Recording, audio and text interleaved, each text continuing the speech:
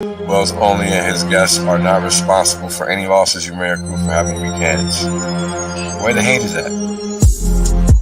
Y'all bitches still ain't showed up.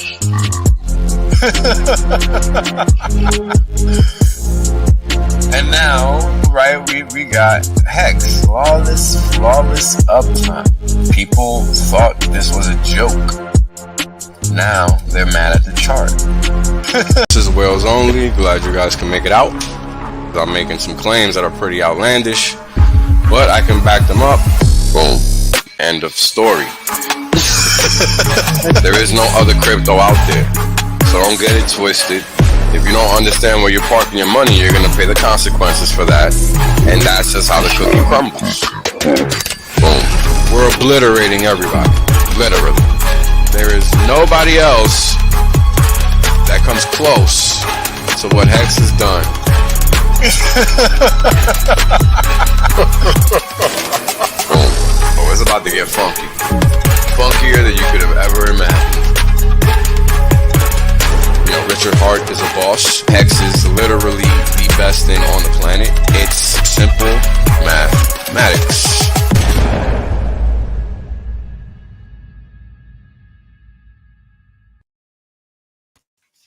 What's good, fam? Hey, happy Sunday to all. All I can really say is wow. But at the same time, not really wow, right? We always knew all of this stuff was going to happen. Hell, I put a snippet out this morning highlighting just that. And we will go over World War One and World War Two just so you guys can see none of this is made up. All of this is written, literally. And sadly, plan is being executed accordingly. I don't know why it's so easy, but apparently it is. So here we are. And people do their damnedest really to just remain complacent, and you can't really stop people from being what they are. You know what I mean? So it's like trying to force people to do crypto right. We can't do that. People are just going to have to learn the hard way that they're dealing with scams, in a big way. And that's what time does, Time provides that clarity. No worries. If there's anything specific you guys might want me to cover, let me know now. Because once I get into it, I ain't gonna stop. It's just gonna be nonstop. You guys know I barely pay attention to the chat. So shout out to y'all for tuning in early on a nice, relaxing Sunday. They're playing it off like if there's World War III going on already. And I'm not really convinced. I feel like that's a whole lot of Argo. I don't know if you guys seen that movie, but if you haven't, you should. That's basically what I think is going on. Just a bunch of bullshit. Man, social media is gonna play that up. They're gonna hype that up. That's what they are there for. So you can't really, be objective. Try to remain as objective as possible. Try to understand what the objective is, right? And the objective is to always get you emotionally invested. Nothing else. And that's very important to understand. And that's why it's critical to remain level-headed, at the most important points in time. Like I flip out over the dumbest shit. But when some real shit's going down, man, I'm cool as a cucumber. I don't know why, but that's just the way I am. I will flip if a fucking shoelace is out of shape. Some dumb shit, I will really lose my shit. But some crazy shit's going on. I'm good. I don't know. I guess I feel like the simple shit should be taken care of because it's simple, but that's just not reality. You know what I'm saying? It really is not reality. So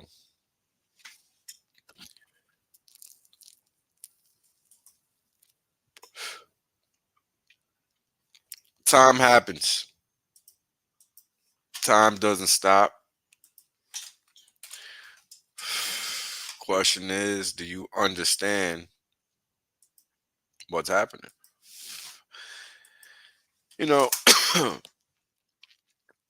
there's a lot going on. They are, the system is bust. I don't know if you guys understand that. I keep saying it every stream, and I'm gonna keep saying it until it's obvious. But the system is already bankrupt. It's already busted. That's why gold is flying. That's why these banks are about to start failing here soon enough. Um, like you just can't think that the math is ever gonna lie. If I had to claim a religion, it'd be mathematics, because it sure as hell ain't nothing man made. I ain't dumb. Can't be that dumb. Some people choose to be though, and the question is why? Why do we opt to accept lies? I personally don't know. I don't accept them. I've always searched for the truth. There's those of us that do that only. Um, but there are those of us that don't. We're okay with the lies and scams and shit, I guess. Um, but that's all right. To each your own. And that's why some of us, no matter what's happening, our life always improves. And it's just not the case for everybody else. you know, you can see the internet. It shows how, and this is assuming that the people typing this shit are not bots, right? We can see how hurt people are with respect to their pockets. And I'm not even talking about just crypto. Never mind, just crypto. But if you want to look there, that's where you see it obviously the most. Because people come here to get rich quick, and it's just not a thing. It just doesn't work that way. So, what do you do? Right?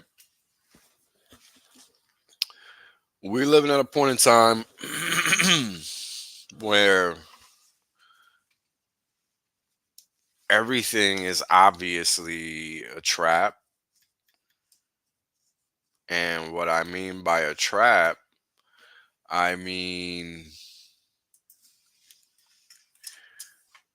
manufacturer consent. Manufacturer consent in the sense that, mm,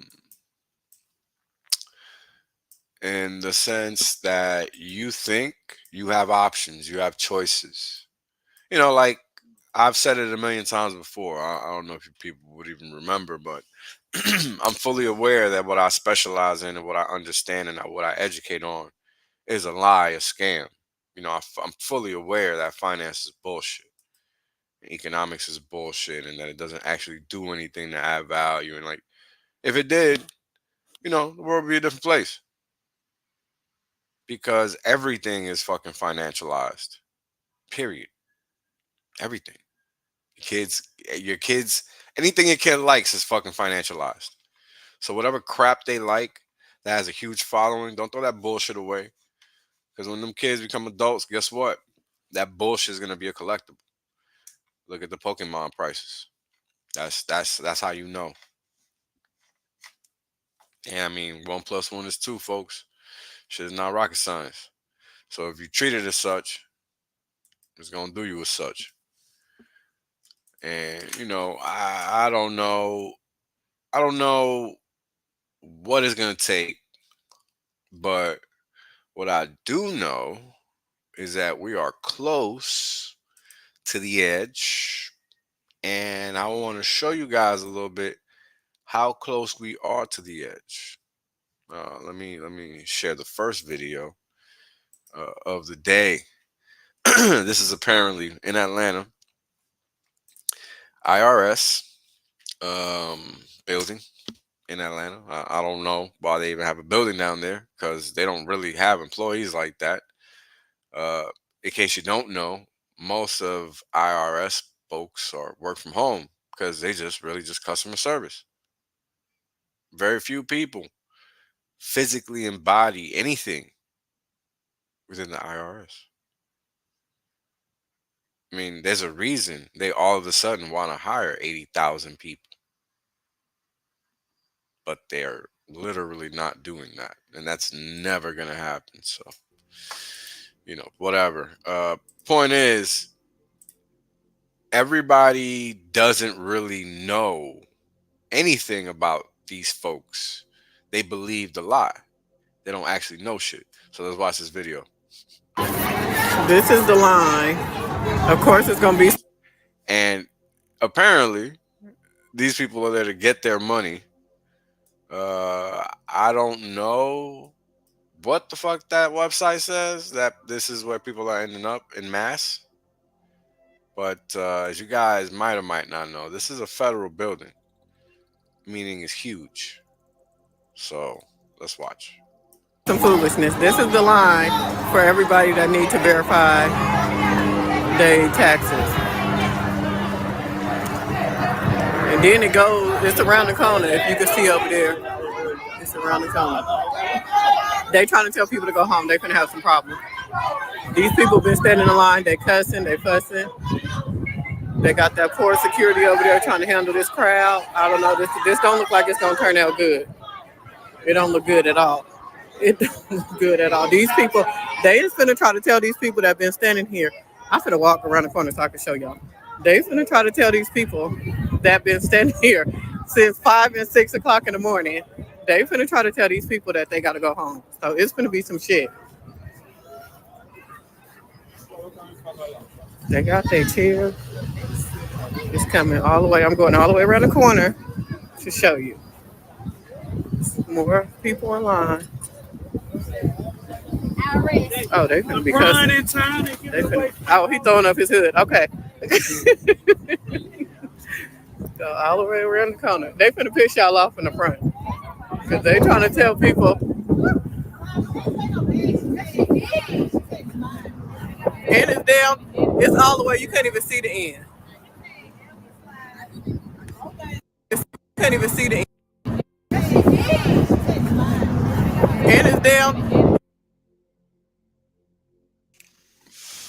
I don't know if you guys can see, but this line literally wraps around the whole freaking building. And the whole building is the whole block. And I don't know if you guys ever been down south, but the blocks in the south ain't like the blocks in New York. They're like a fucking mile a block. Literally a mile. Might even be fucking two sometimes. It's ridiculous. Anyway, point is, shit huge.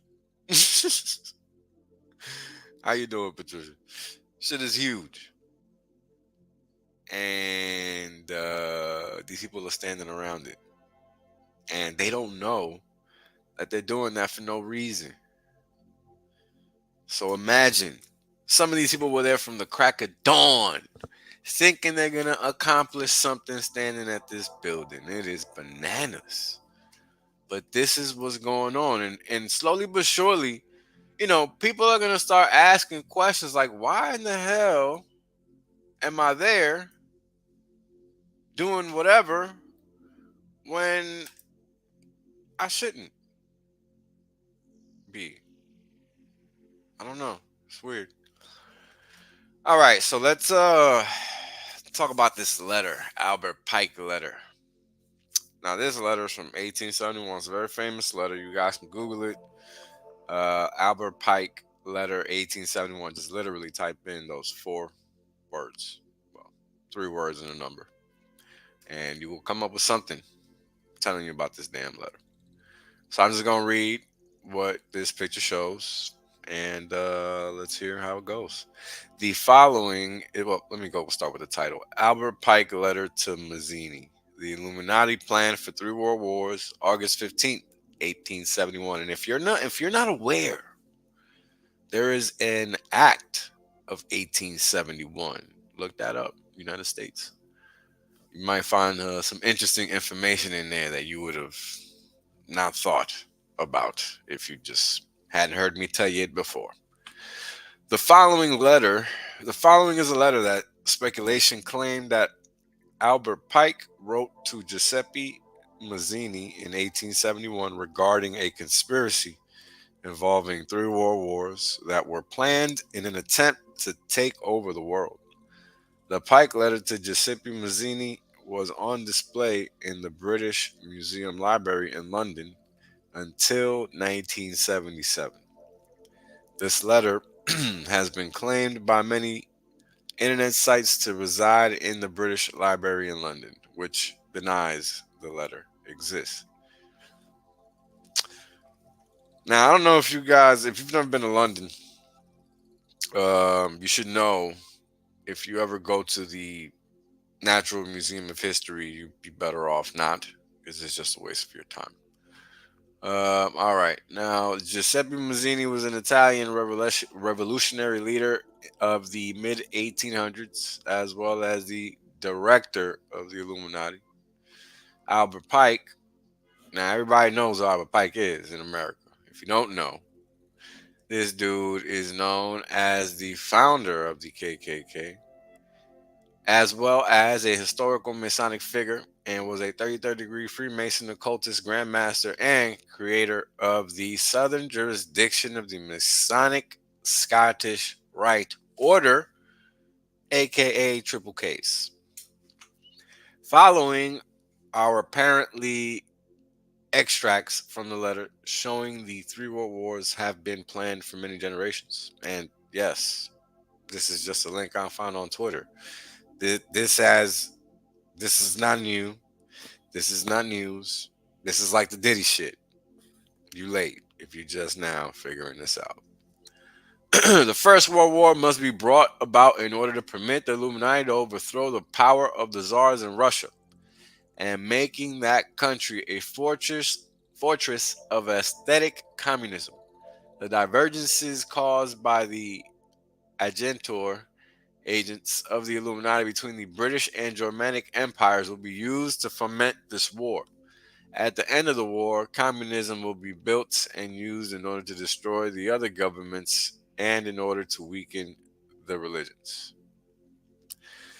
Now, if you guys are in tune with what has actually happened, then you are well aware that Britain and Germany were just merely pawns on the chessboard of the central bank's game, right? Because they ultimately make the money, and they use those monies, which they also are able to print at a whim, to retool their resources, right? Because that's really what it's all about. This is how we've gotten to the point where, there is no entertainment. Even sports is tainted. Everything is tainted. And it's just a matter of whether you accept it, acknowledge it, or ignore it. Because it's obvious. They don't fucking hide anything anymore. I mean, LeBron James is a joke. And you can't tell that shit to most motherfuckers because they don't know no better. And that's a fact. MJ ain't too far behind him. Sad to say. Most things are just tainted. Charles Barkley. Most things are just tainted. I mean, if you don't know, you don't know. I mean, do I need to talk about Dwayne Wade of all people? Come on. Where the fuck you think that came from? Right? And everybody's just playing their role.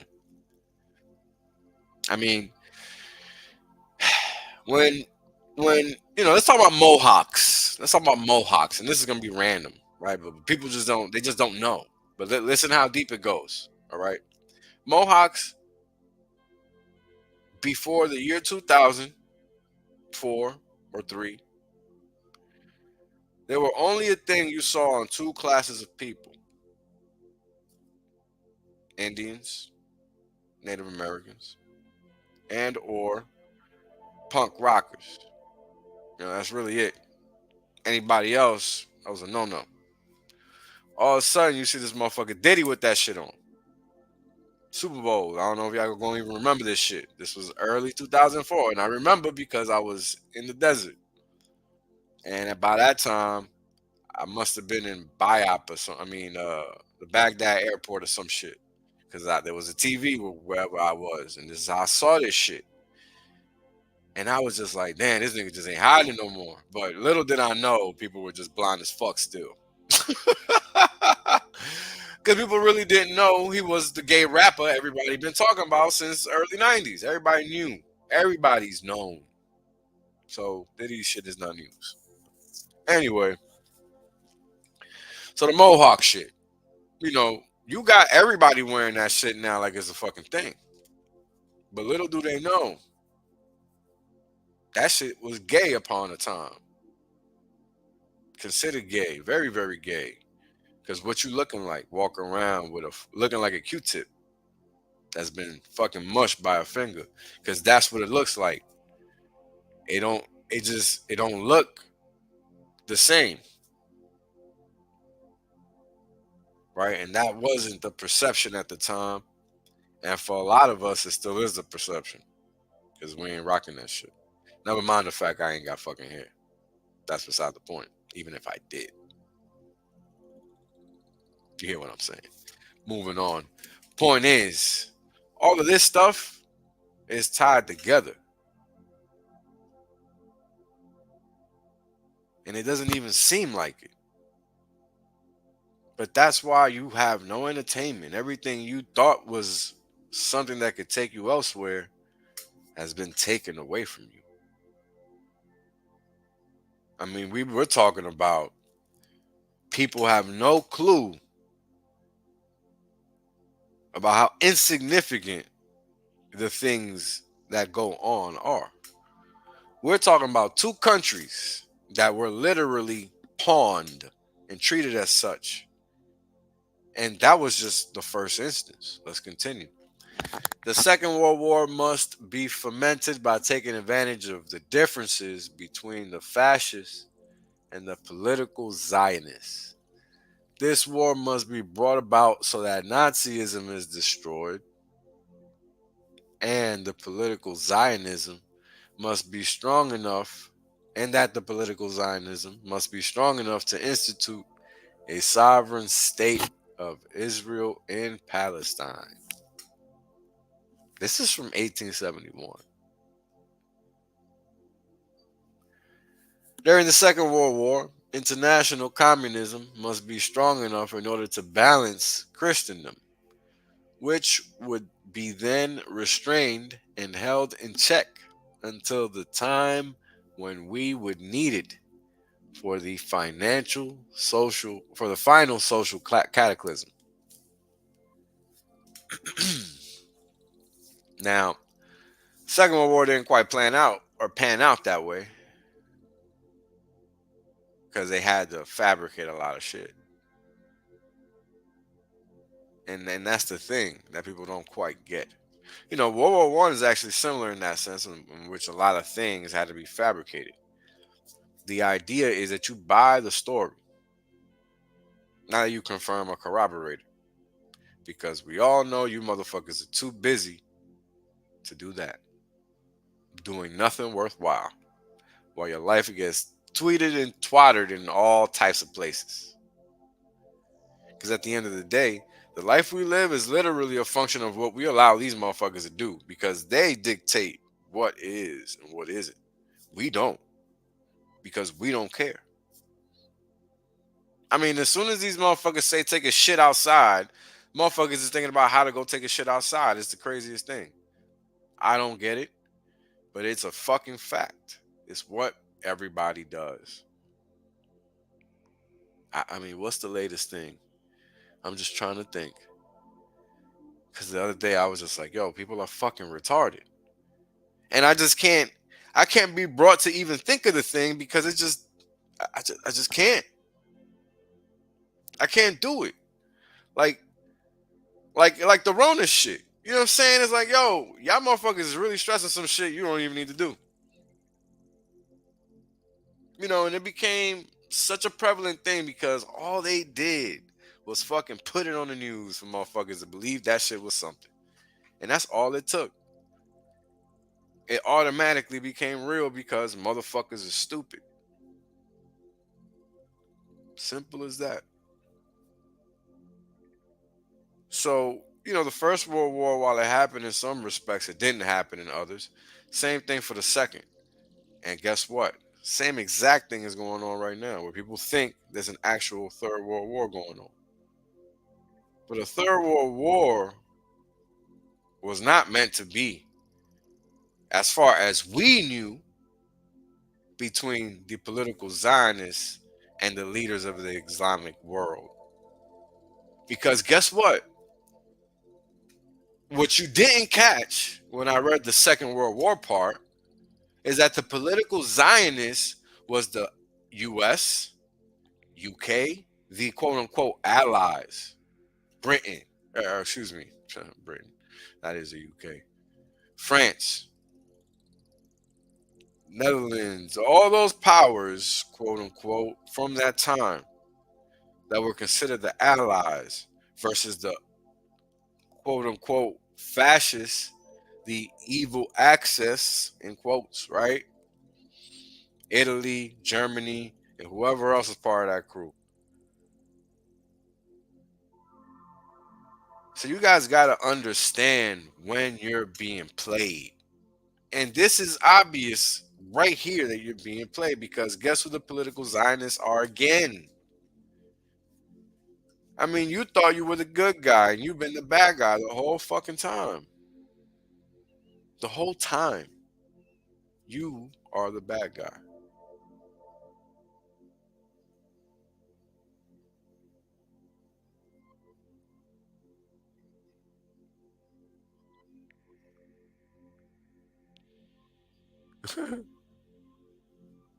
Let's read the Third World War, man. Let's finish reading that.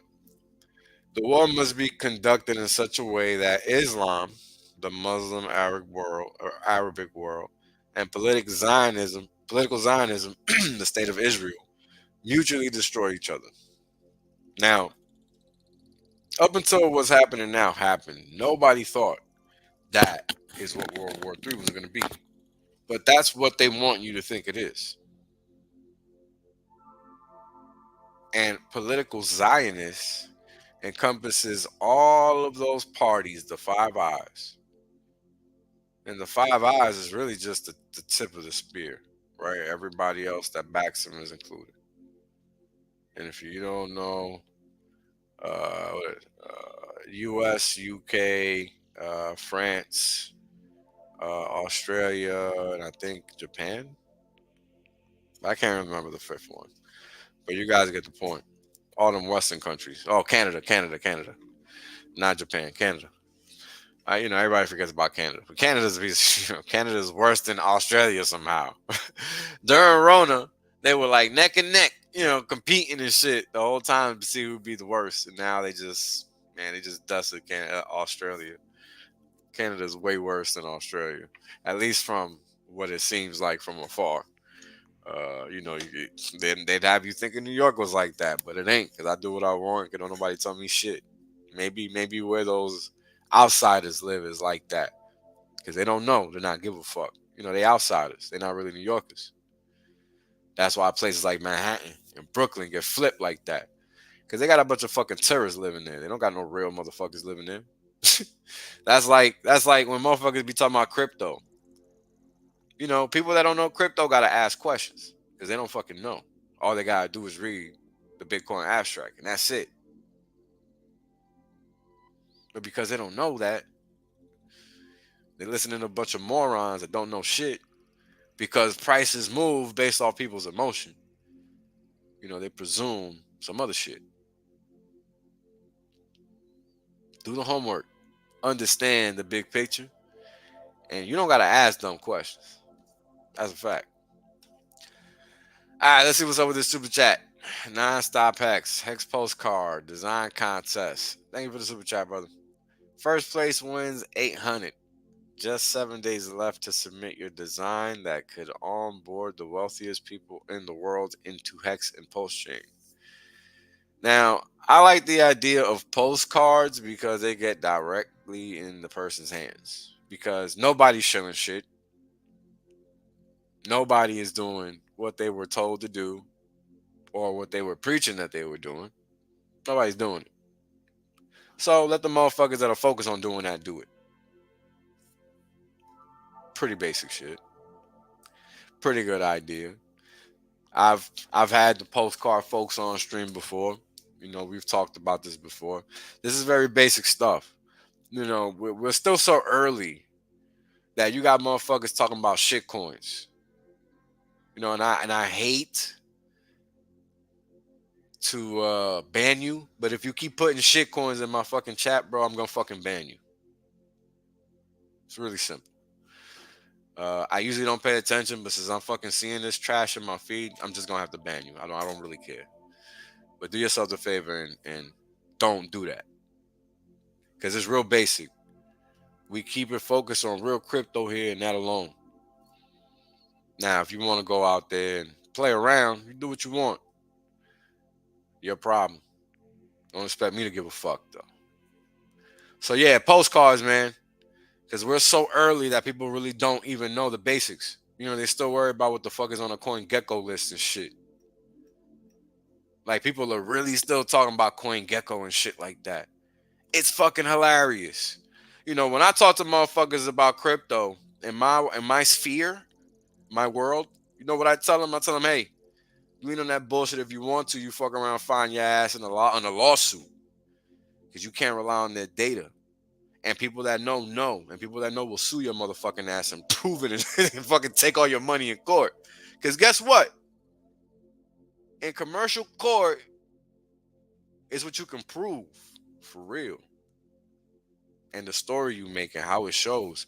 And if a business engager, if somebody's engaging in misleading practices and they know it, ooh, and it can be proven and shown, oh my God. Forget about it. It's your ass. Straight up. It's your motherfucking ass. Because guess what? Guess what's going to happen? Guess what's going to happen? They're going to use that fucked up source. They're going to get a fucked up print because it's CoinGecko. It's Coinbase. It's all that fuck shit that don't work. And they're going to get a bad print. Somebody going to look at that shit and say, what the fuck? Then they're going to look at the chain. Then that motherfucker going to be like, what the fuck? And then it's all hell going to break loose because then they're going to start doing some math. And the last thing you want a motherfucker that don't ever do math to do is math, because then they become like me. Yep. That's how I became what I am today. Because they don't fucking force me to do math. And that's the worst thing you can do to an ignorant person. Because then they no longer are ignorant. They have to wake the fuck up. And that's why most people want to be told the answer. They don't want to know how to find the fucking answer, because then they're going to fucking know all the shit they don't want to know. That's real talk. Now let's keep reading this bullshit. Let's see. Yeah. Now, this has been happening for a long time, this part. Then everywhere the citizens obliged to defend themselves against the world minority of revolutionaries will exterminate those destroyers of civilization and the multitude, disillusioned with Christianity, whose deistic spirits will from that moment be without compass or direction, anxious for an ideal, but without knowing where to render its adoration, will receive the true light through the universal manifestation of the pure doctrine of Lucifer, brought finally out in the public view. The manifestation will result from the general reactionary movement, which will follow the destruction of Christianity and atheism, both conquered and exterminated at the same time. Now, look, as you guys know, I'm not religious, and the reality is we're not really given an environment in which to respect religion. Religion, at least when I was growing up, was an authority. It was not an educator. It was not a supporter. It was not the positive thing that I know it is today. But anything that involves human beings and allows man to touch it is going to be tainted. Religion is no different. Math is no different. Physics is no different. All these topics and subject matters, no different. So I've learned to just appreciate everything and not have favorites. Because at the end of the day, the objective is for you to ignore everything and just be an ignorant fuck that relies on the state. That's why you think BlackRock matters. That's why you think some fuck boy buying on a chain matters. Because you're too stupid to understand the big end game. They want you looking at those stupid single transactions on chain. They want you to think that dumb shit matters because it doesn't. Because if if the network effect is actually going to work and if it is going to take hold, do you really think you're going to see it on chain? Is that where it's going to be reflected? Is it? Or is it going to be in the price versus the dollar? Or is it going to be in the actual hard count and the metrics of who's using the chain and how they're using it? You tell me, what's the actual arbiter? What determines what's actually happening?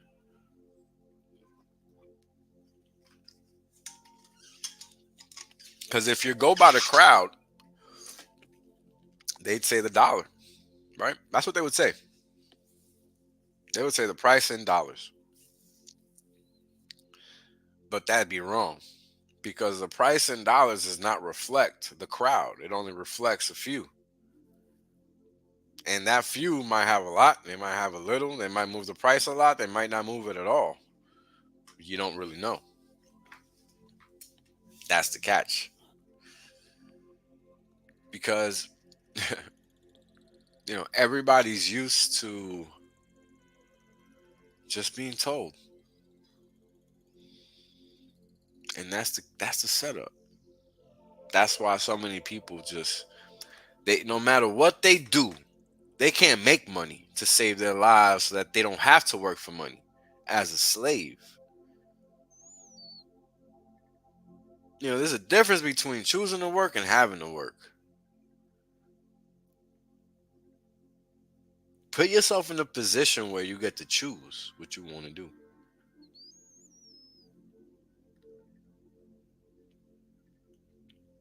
Stop playing yourself thinking there is some get rich quick panacea when the one that does exist you ignore. It's funny. It's real funny. Now, let's just listen to Bill Cooper talk about it. What role in the Middle East, again, does Israel play in this? Israel was created as the instrument to bring about the Battle of Armageddon and the fulfillment of prophecy, a war that will be so terrible, where nuclear weapons will be used, so that the American citizens and the other people in the world will get down on their knees and beg for no more war. And what is the answer to that? They're going to be told the only way we can guarantee no more war is if we destroy the sovereignty of nations and we come together as one humanity in a one world government. Right. Now, I'm telling you, unless the American people wake up and stop it, starting in about 1996, the Battle of Armageddon will become a reality.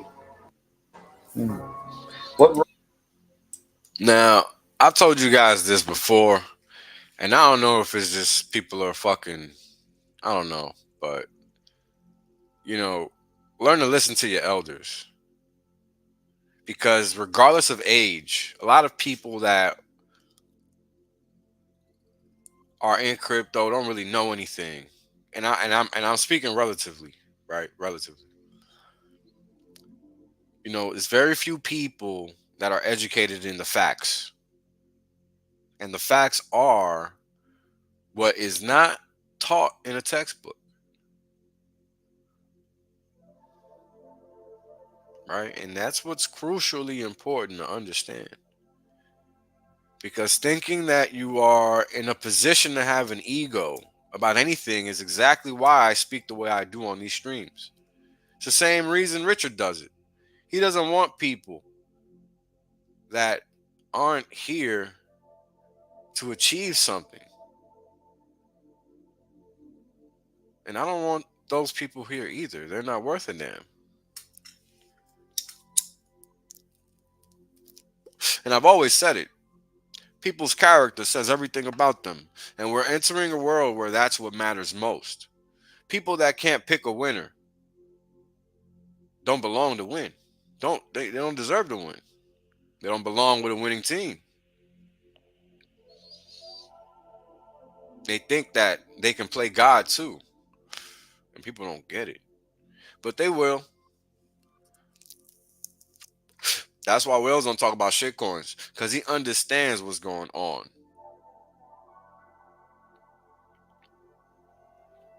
I've explained this numerous times.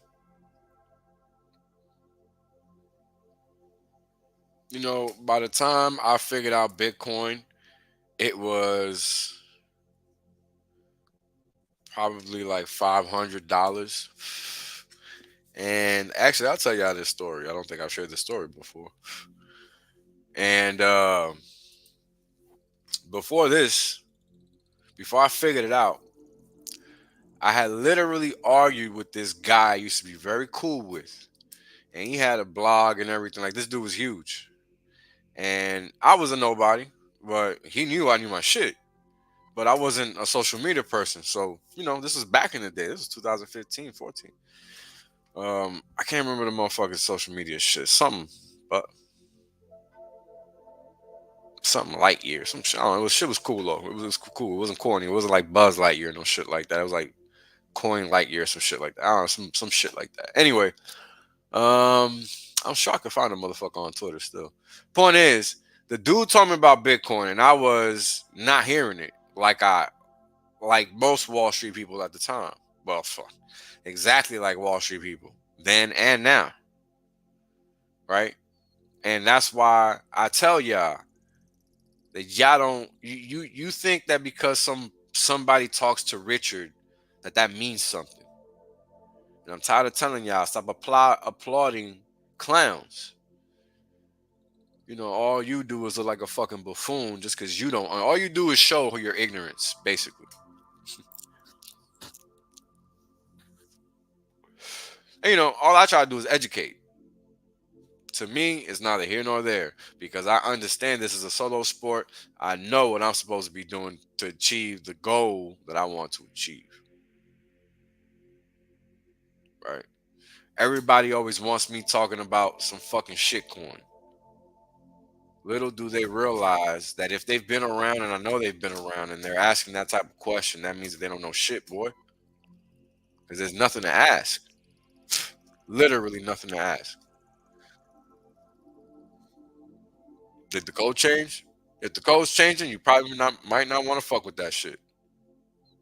If the code ain't changing, well, 1 + 1 is 2, motherfucker. Crypto, it's about money. It ain't about your homies. Ain't about hanging out. Ain't about pics. Ain't about art. It's about fucking money.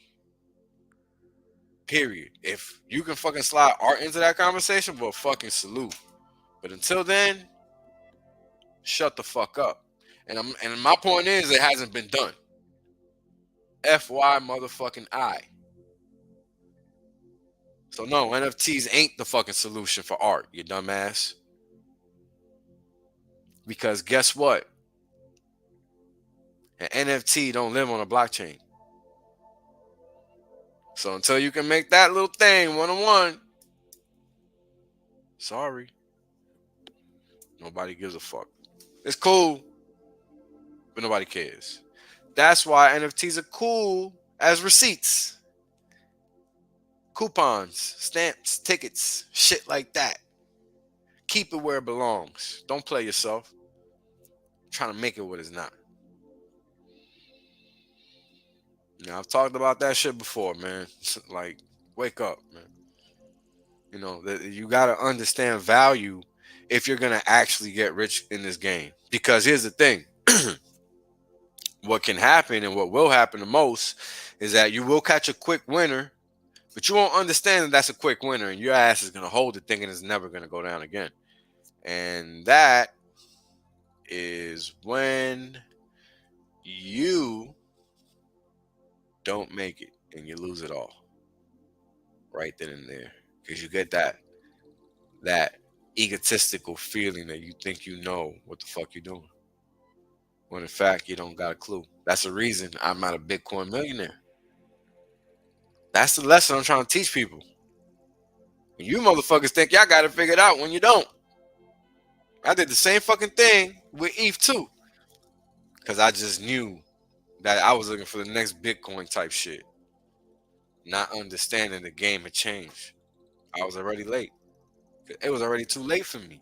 And the same thing is happening to so many people here. It's comical.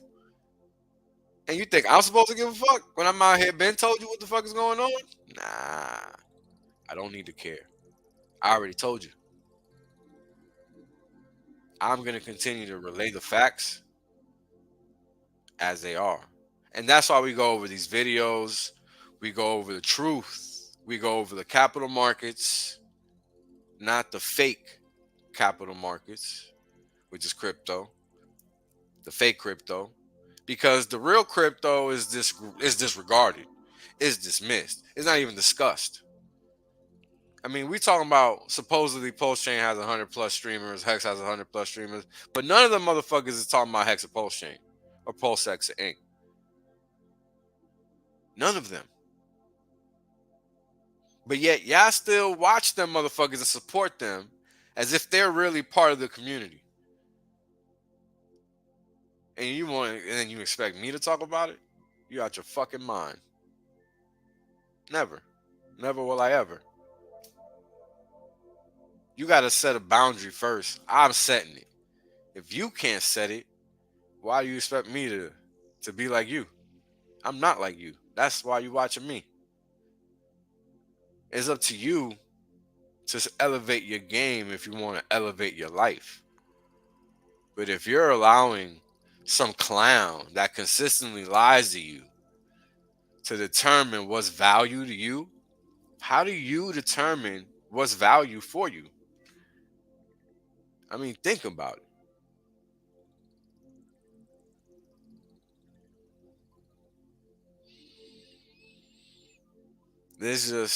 You just got to do better, man. You know, I don't know how people think lying is okay when the point of this online shit is to get information that's going to change your life. And all we have is a plethora of cocksuckers that are lying to rob, cheat, and steal from you. I mean, that's all fake crypto is. That's why I don't even talk about it. Because all you need is the first 3 videos. Anything more than that is a lie. It's not really relevant because it's not even related directly. It's all math past that point. So if you don't know statistics, go learn that shit. That'll help you figure out the rest. If you don't know algebra, go learn that. You know, you don't know trig, go learn that. That'll help you figure out the rest of crypto. And that's without having to create the shit. You want to go create the shit? Well, that's a whole nother conversation, and I ain't having it. So, you know, you got to really realize what it is you're trying to do and why you're trying to do it. It's easy to pretend you know, man, but I'm telling you, all you're going to do is lose. You're not going to win. And that's a fact. Because at the end of the day, again, what's the determinant? What's the determinant of the choices you're going to be making regarding what's valuable for your pocket and what's not. Right? A lot of people don't really have a clue. They don't. That's why they watch some clown on YouTube to tell them, instead of them learning how to figure it out for themselves so that they can make the best decision possible. And the thing is, it's not even hard. That's a sad thing. And people just won't put in the work. You know, if you want to get the most from somebody else's information, you have to be learning about what is going on in general. And that sounds so stupid. But man, that shit is the truth.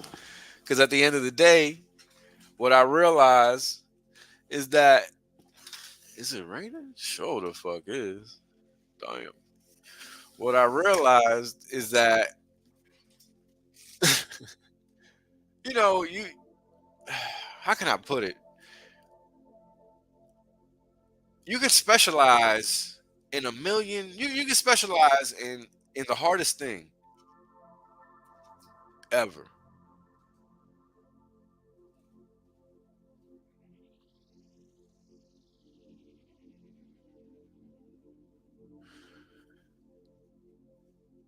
But you're never gonna know enough without knowing the basics the best. And that's what I learned. No matter what I learn or in terms of a specialization or whatever, if you don't know those basics very well, you're not learning anything very well. And thank you for the super chat. It's fit, son. What's the best? What's the best? What's the one book everyone should read? To be honest, that's a loaded question, but this is a good place to start. And the reason I say it's a loaded question is because it really depends where your head's at. Because you can read the same book, once a year and you get something different from it. So start here. Meet Your Straw Man is where I would start because it covers a lot of broad topics that are very important to everybody, regardless of age. And that's what's important to understand. That's why that book is really a classic. Um, Give me a second, guys.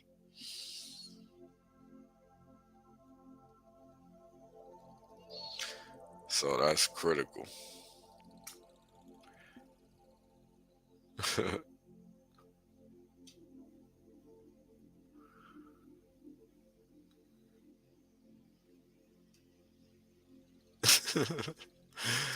Yeah.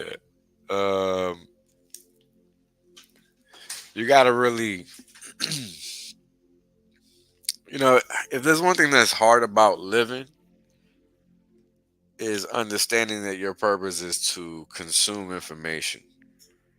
And the reason for that is because the more information you consume, the more things you can recall. And I know that doesn't even make sense if you're just learning and learning and stuffing stuff in there. But eventually, the stuff you're stuffing in there starts tapping other stuff. And this is why you gotta be real good with the basics.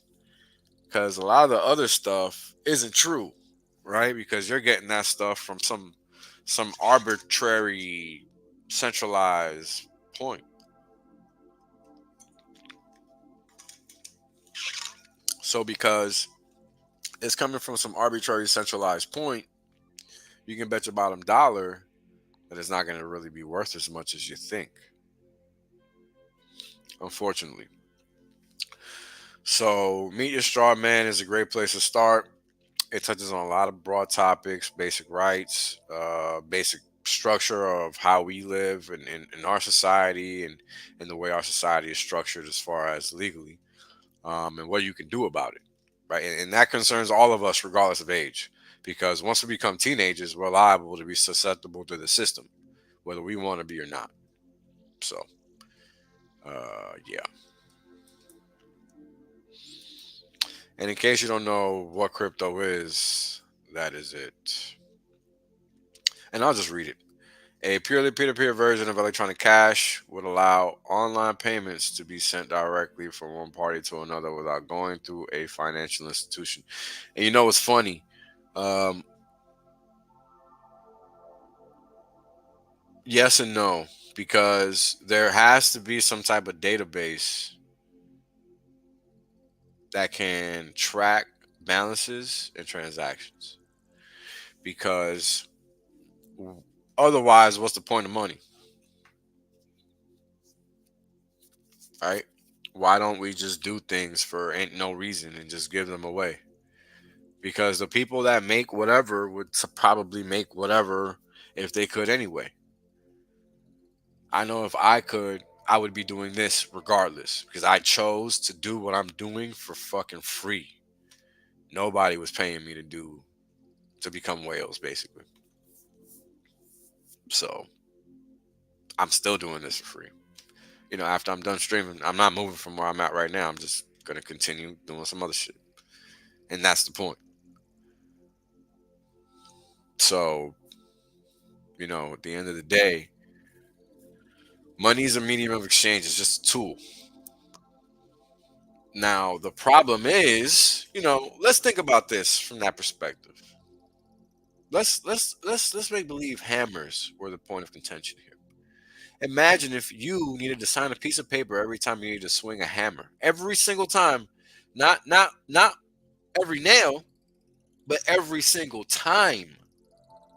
And this is what money is going through. And people don't realize that because it's not the same impact.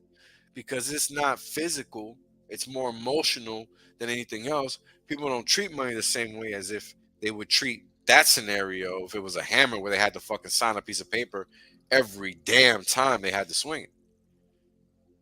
I mean, every time you spend $1, you get fucking taxed. And yet, you know, somehow that shit is okay.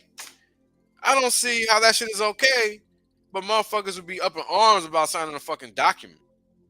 Like, this is why I don't give a fuck about people. Because I know that shit is fucking true. This is why I just play people from a distance. I'm not fucking with y'all like that. Because y'all motherfuckers is okay with this shit, and I'm not. And I'm supposed to be okay with y'all being okay. Fuck that. I'm not. And this is how I show it. By me keeping them 100. Because I don't give a fuck. At the end of the day,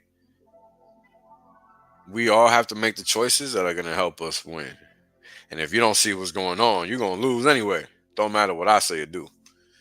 And that is why me and RH is the type of motherfuckers that win. We ain't out here checking for no whole shit.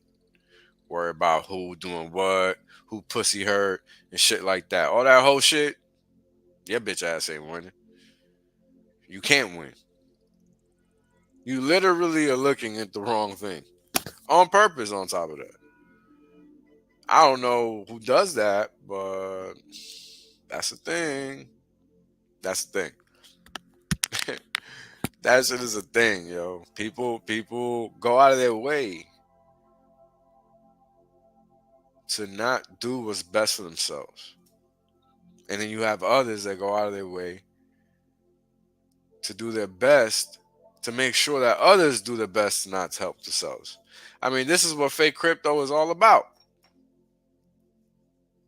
This is why me, Post Nation, be railing against you motherfuckers. Those of you that are on that bullshit. Because nobody has the time for it.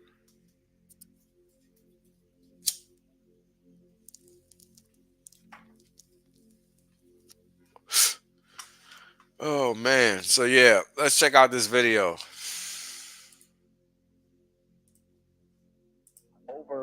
Over the city, looking down on Washington, D.C., you'll see there are two main boulevards culminating in a pyramid. And just at the very top of the pyramid is a street cutting it off.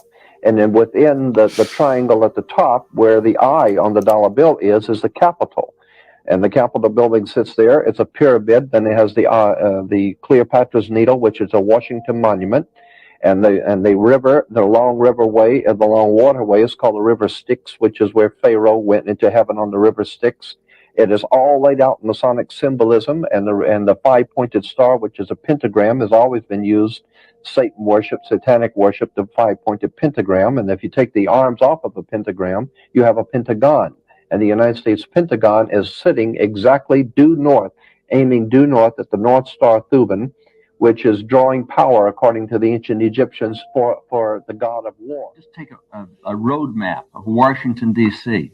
Just take a look at it from the air, and you'll see what appears to be the goat of Mendez.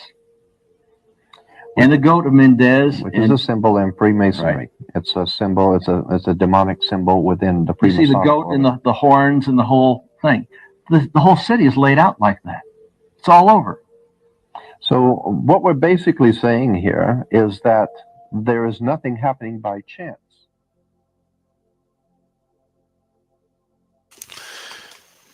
And this is why it's very important that people be deliberate in their education and their learnings and how they go about living life, so that they don't end up in China in some fucked up reincarnation where they're required to go through airport style security equipped with facial recognition cameras just to go in and out of their own crib. I mean, could you fucking imagine? I'd be damned if I get fucking hit with a damn strike over some fucking Asian music. Yo, I just can't respect these people, man. I just don't understand it. How do you think this shit makes any? Like, I don't get it. Whatever. But that's what's going on. Literally, what's going on in China. So let's watch this video. This one should be interesting. In 1937, Trotsky wrote a book entitled "The Revolution Betrayed." And in this book, here's what he said. The basis of bureaucratic rule is the poverty of society in objects of consumption.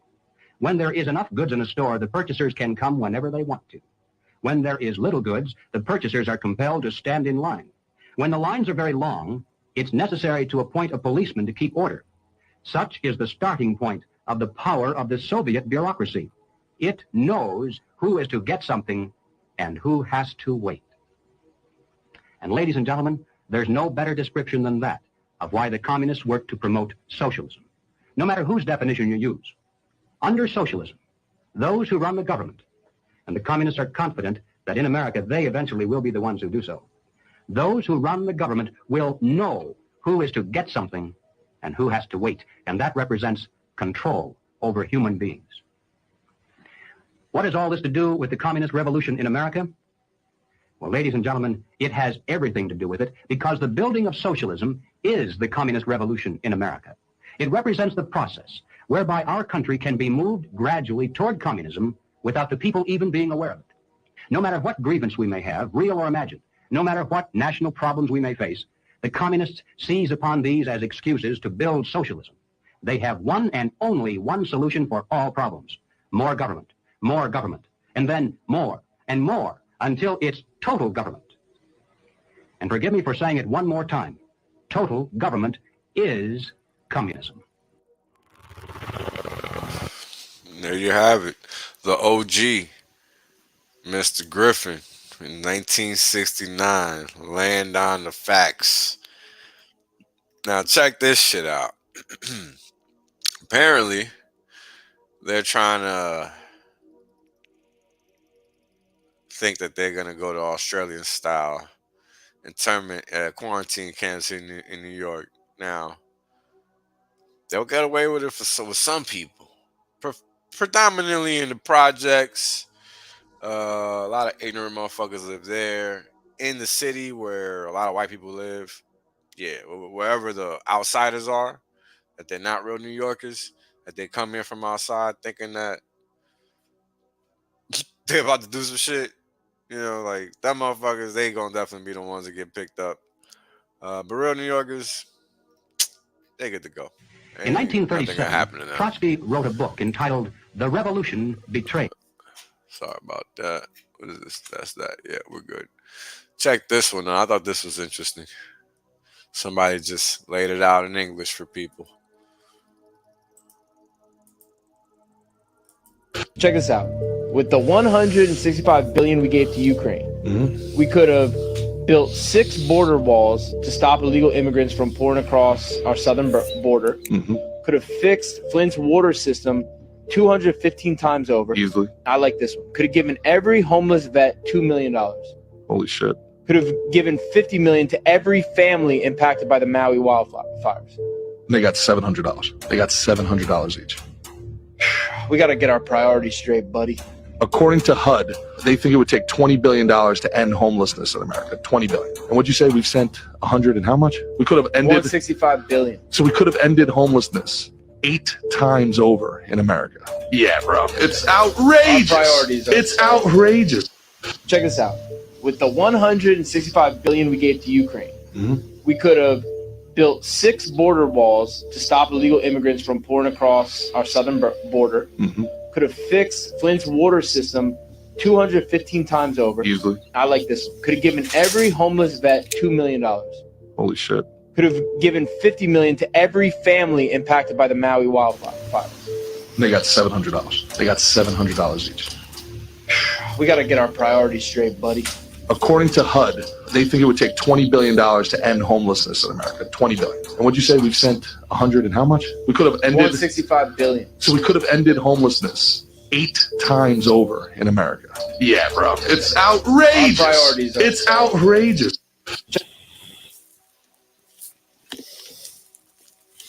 Be advised that this is not a woke type. Like, this ain't me, right? Like, these guys are not like me. So they're just like, what the fuck? They're learning. This is part of the Great Awakening, folks.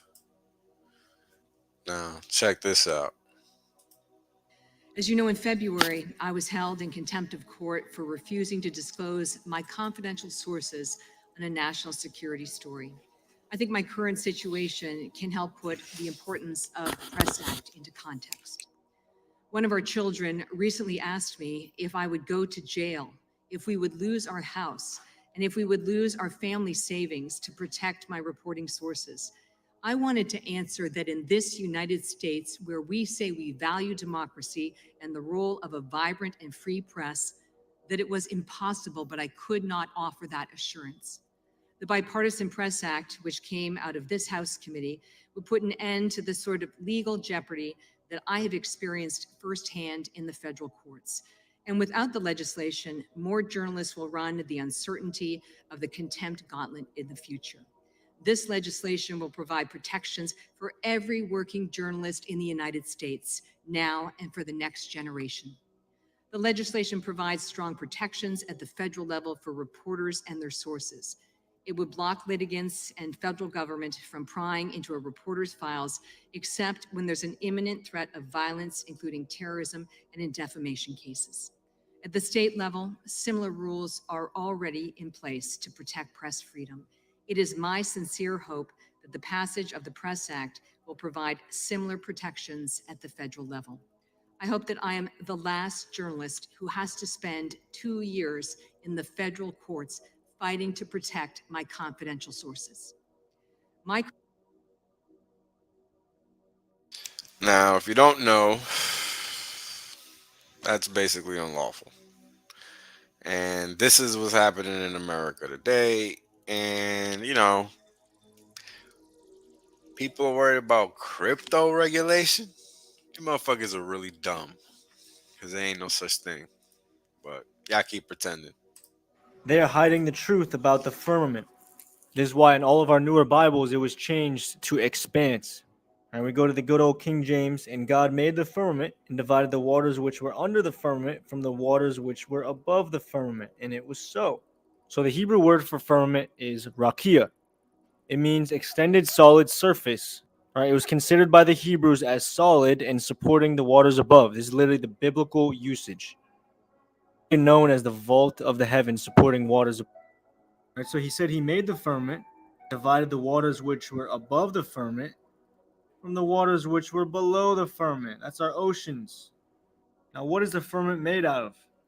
Job 37:18, hast thou with him spread out the sky, which is strong and as a molten looking glass. So the firmament is as a strong looking glass. which is why the Hebrews said it was a solid surface. So the earth is flat and circular like this, with the firmament glass dome going over top of it. Right? We can back that up with Isaiah 40 verse 22. It is he that sitteth upon the circle of the earth, and the inhabitants thereof are as grasshoppers, that stretcheth out the heavens as a curtain, and spreadeth them out as a tent to dwell in. Right? He said the heavens are like a tent to dwell in, right? Well, these are the type of tents they had back in the Bible days. I don't know about you, but I've never seen a circular tent. They're always flat with a dome over top. Now you're wondering, where's the sun, moon, and stars?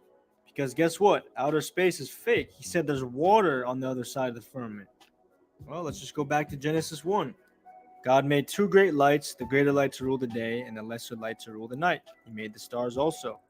God set them in the firmament of the heaven to give light upon earth. So the sun, the moon, and the stars are all inside of the glass firmament dome. Right? It looks something like this. This is the true Hebrew cosmology. This is actually how all the ancient civilizations depicted the universe. Look at that. And all this information has literally been lost and hidden to keep you from knowing the truth. And that truth is the Bible is true, and the God of the Bible is our God. This is why I made the True Earth book for you guys. You can go download it right now in my bio. May Yahuwah continue to bless you guys and lead you into the truth. Don't forget to like and So there's just a lot of information out there, right? And then when you get really down to it, it's real basic, it's nothing crazy, and that is probably the most probable out of all the things out there. Because why even reference that book? Why even take that book and use it in any capacity? Right? Like, think about it. Why?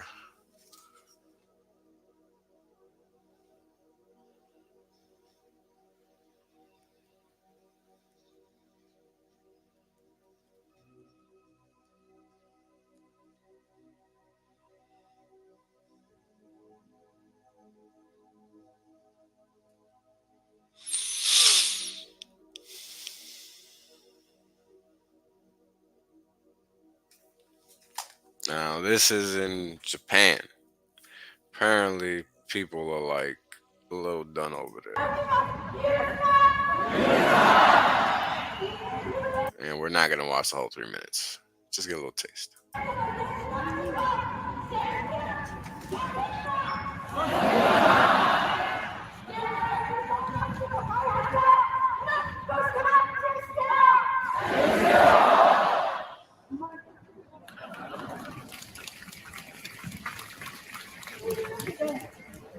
しかしながら非常に邪悪なものが実際にあるか、この一言で陰謀論というふうに言われますが、実は陰謀そのものが実は大航海時代からずっと遺伝子として文化として続いているんだ、そういうことに気がつきました。そういう意味で今日の私のメッセージとしては、もう遺伝子で作った体内で病原体をタンパクを作らせるワクチンと偽装されているので、例えば次はインフルエンザが来ます。そしてサル痘とかね、いろんなもので今はしかで煽られています。すべてメッセンジャータイプでやるというのが、米国グローバル製薬企業の基本戦略だ。それで皆さん方、仲間やの知り合いに遺伝子ワクチンと有するものを体内ではどんな種類であっても打ってはならない。これをテイクホームメッセージする。それによって皆さん方のね、子供や孫を守っていただきたいと思う。そういう意味では半世紀経ってもう憧れだった WHO、これはこの4年間むちゃくちゃなことを。 Enough of that. You guys probably get the point by now. Yeah, they're out there talking in Japan. Now, this will be the last video, then we'll get to the markets. And this was just interesting. Because, well, yeah, this is, just watch. Fucking wrong! Let me tell you something. I am a huge advocate of the First Amendment. And let me tell you something. Today, Of course, I want the 300K bonus, but they're not gonna give me because somebody asked it. They say, hey, this is fucking Disney. You cannot curse. So I'm not gonna do my speech, but first of all, I love America. I love the Constitution. I love the First Amendment. I want to carry and own fucking guns. I love property. And let me tell you something. If you care about your fucking country, read Ludwig von Mises and the 6 lessons of the Austrian Economic School, motherfuckers. Renato Moicano, ladies and gentlemen, killing it out here. Renato, what? Second of all, I just started a podcast. It's going to be the best podcast in the business. The name is Show Me the Money. And on Monday, my guest will be Joe Rogan. You cannot refuse. The people want to see you on my podcast. And follow Money Moicano channel, motherfuckers. Renato, what a speech. But let's talk about the fight. Renato, you did a phenomenal job of utilizing your skill set and getting it to the ground. It's in the beginning of the fight, it looked like he hurt you with the body kick, but you got right on him. Nobody can hurt me. My name is Manny fucking Moicano. I'm the best lightweight in the world. I lost to Jose Aldo on the featherweight, but right now I can't afford to lose because I have a fucking family to feed. I have dreams to fulfill, and I'm not gonna stop until I have the belt and pay-per-view. Boys, UFC, you need to respect me. I am the best in the business, and I'm gonna show you guys. Jalen Turner, tough guy, huge guy, very good striker, but I cannot afford to lose. Boom. Like how motivated that guy is. Huh? That's what you call motivation. And what did he start with? Basics. Nothing else.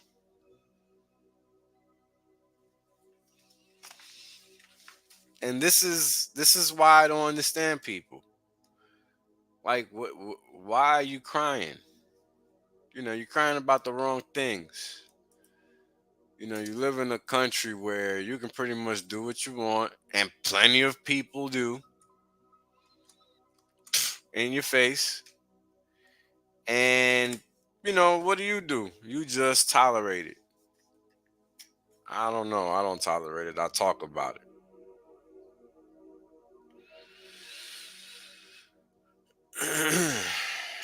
So, that's how I add value, by trying to educate others. Tesla has begun cutting hours of its Cybertruck manufacturing employees, as some employees worry that mass layoffs are underway. Oh no, not the mass layoffs. More. Was this last night? No, April 19th ain't even here yet. All right. Let's see if they got any other data worthy talking about. Macro edge. What? This can't be. Really? Is this accurate? If this is accurate, then yeah, we're definitely in short territory of some sort, because this is retarded. The market bottomed out here. So we got to be in some type of short territory if this is accurate. Shit, I guess so. All right. And you know, what's interesting about the market as a whole is that, you know, there's millions of people involved in the market you can learn from, you can take information from, and esoteric charts like this are great. Because, you know, while we don't really know what their data source is, you know, you better believe that they worked hard at making sure it wasn't bullshit data. Because they're nobody. They have vested interest in putting out good shit. So that's kind of why I follow these guys. All their data is very legit, very good, and it saves me from having to do it, so why not? Bark Air launches first luxury airlines for dogs, in case you didn't know. But White Paw service costs 16 racks. Where your money at? Oh man, I mean, this is really going on right now.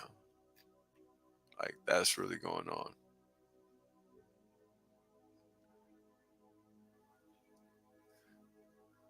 A submission to our anonymous news tip line comes from an individual that showed up to work and found this posted on the door. It appears that Webasto Automotive Parts Supplier will be laying off 1,600 to 3,300 employees. Ouch. Imagine showing up to work and that's what you find? A piece of paper on the door? You show up to work and that's what you find. What the fuck? Fuck that. Yo. Wow. Wow. All right. Now, check this out, guys. This is from the 13th of April. The planned Ritz-Carlton Nashville site has been foreclosed on with a credit bid of just $35 million. That means everything on the project is stopped. There's nothing going on. Whoever was working on it is no longer working on it. All the contracts have more than likely been cut by now. And somebody just paid $35 million just to pick up the rights of this shit. Yo, that's not even that. That's less than 10 cents on the dollar. And here's the funny part. Here's the funny part. The bear market hasn't even started yet. And that's just one of the many examples, just like that. So if you think you're real estate rich, you might want to get ahead of the market.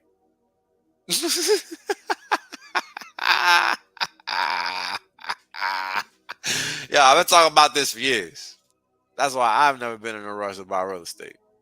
1 + 1 is 2. Some motherfuckers can't do math though. What are you gonna do? I don't know. Can't help them though. They smart. They got to figure it out. Let's see another one. Nice. This is Citigroup. Okay. So even Citigroup is joining the gang. How the quantity almost looks similar. The values almost look similar. Might even be the same damn thing.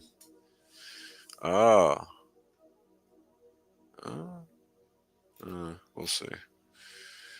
All right. Enough of this one. Job cuts, April. Let's see.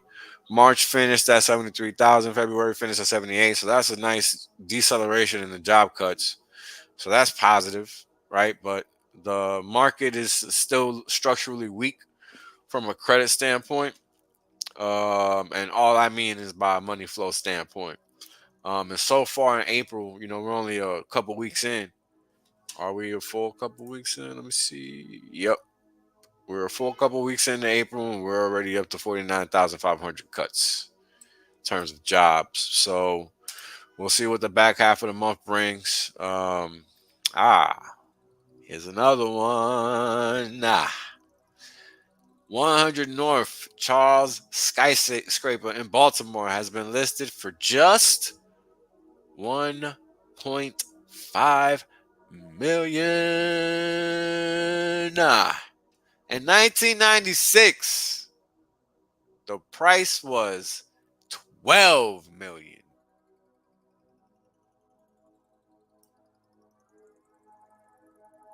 You do the math on that. It's 2024.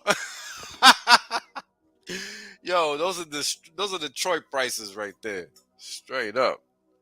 Holy crap.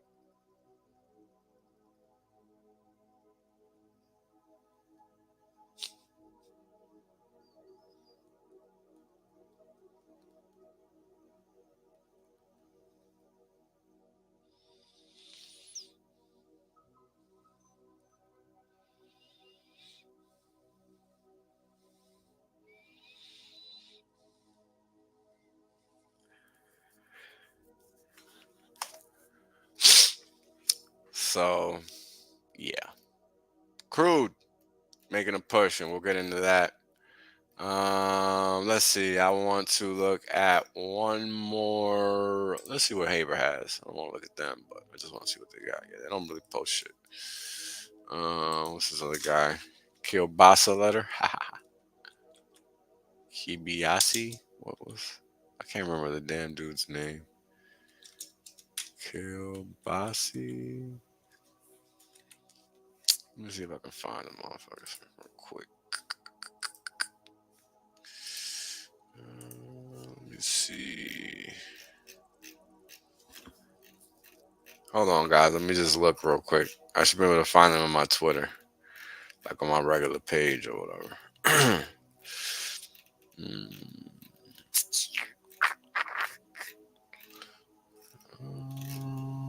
Man, all of a sudden not popping up. What is up with this?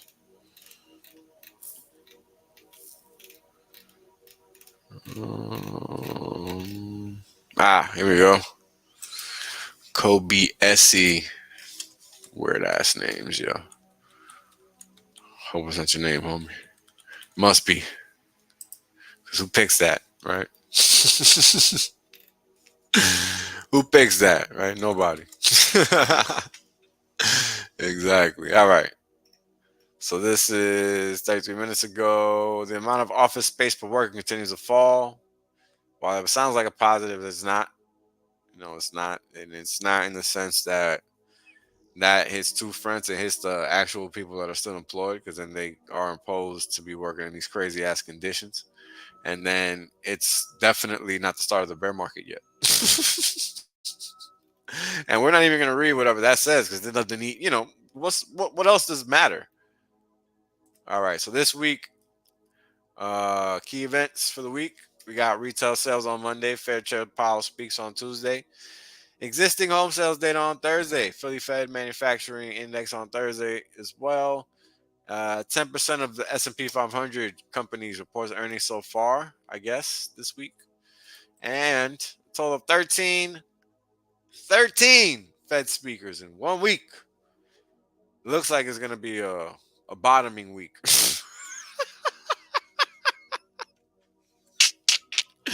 And what I mean by that is get your dip fingers ready. Oh my God.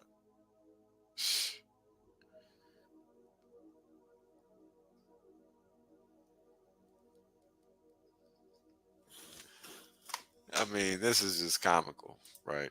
Because we'll see where the market is in a minute, so you guys can actually let's just let me see if I can just I should be able to just pull it up.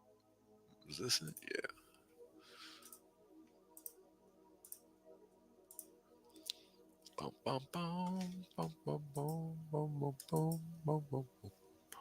Alrighty, let me get rid of this here. So actually, let me get rid of this as well. I just want you guys to look at some pretty basic. First of all, as you guys see, we're coming out of a wedge, or we were in some type of wedge. We're in some type of formation now, some upward structure of some sort. And as you guys know, I like to go down to the lines and see what it gives me.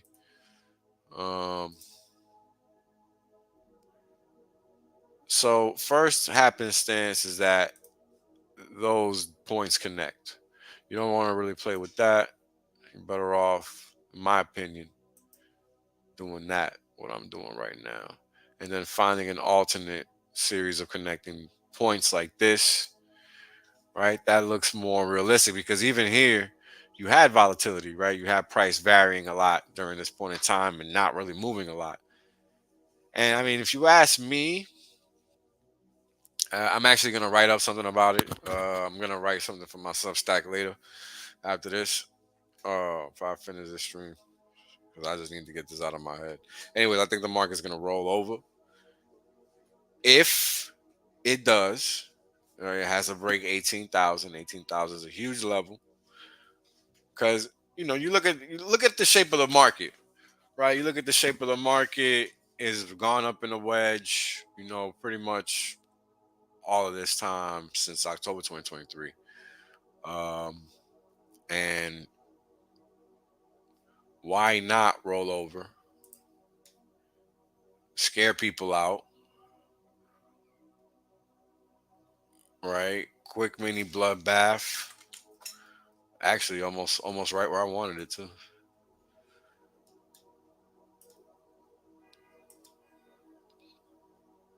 right? This little range here is almost perfect as far as psyching people out, because nobody wants to start buying after they think a market just started. But as we know, a bear market, at least this is my opinion, for a bear market to take hold the way we typically see it take hold, I mean, people got to come out the woodworks and just sell like never before, because there's so much money in the system now that's dependent on going into equities. And I don't think people really realize that. And it took me a while to really realize that, because it's not an easy concept to wrap your head around. But it's important to remember that 50 to 60% of the money that exists was just printed.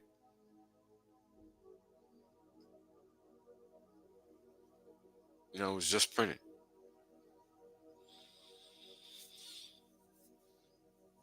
So where's all that money going to end up going? You know, who has all that money?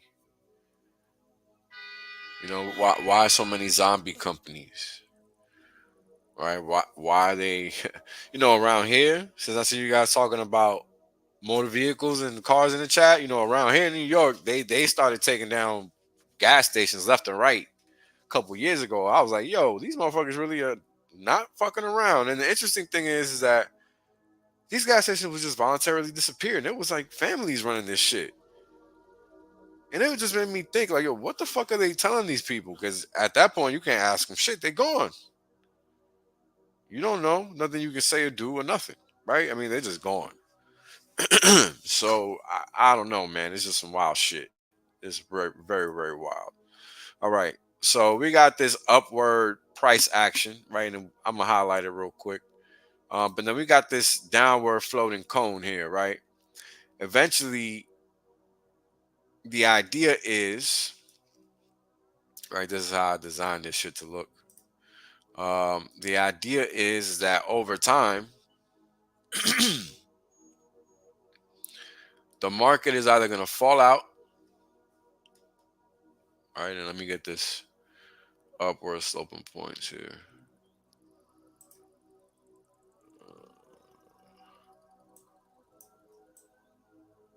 There we go. And this is just how I look at the market based on where these bottoms and tops are happening and how they're happening and stuff like that. This is not like some TA I learned anywhere. I didn't learn this nowhere. This is just how I look at the thing. Oh, shite. Okay. So we got a nice little head and shoulders here. But it's kind of sideways. You got a kind of like double head. Double shoulders in the head. Let me see if I can make it easier to see for you guys.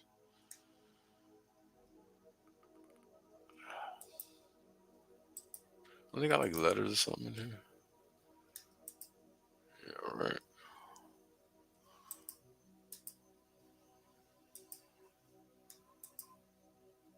There we go. Let's go with this. Bam.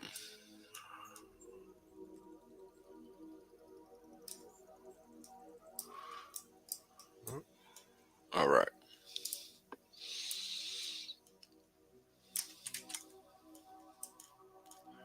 I don't know if you guys can see the head and shoulders, but I'm putting the flags over in between the two shoulders, right? And then on top of the head. So this is how I end up seeing patterns, because I didn't even see that shit at first. Because I'm just not good with TA like that. I'm really not. So I gotta like do all this fuckery so I can see what the hell the market's doing.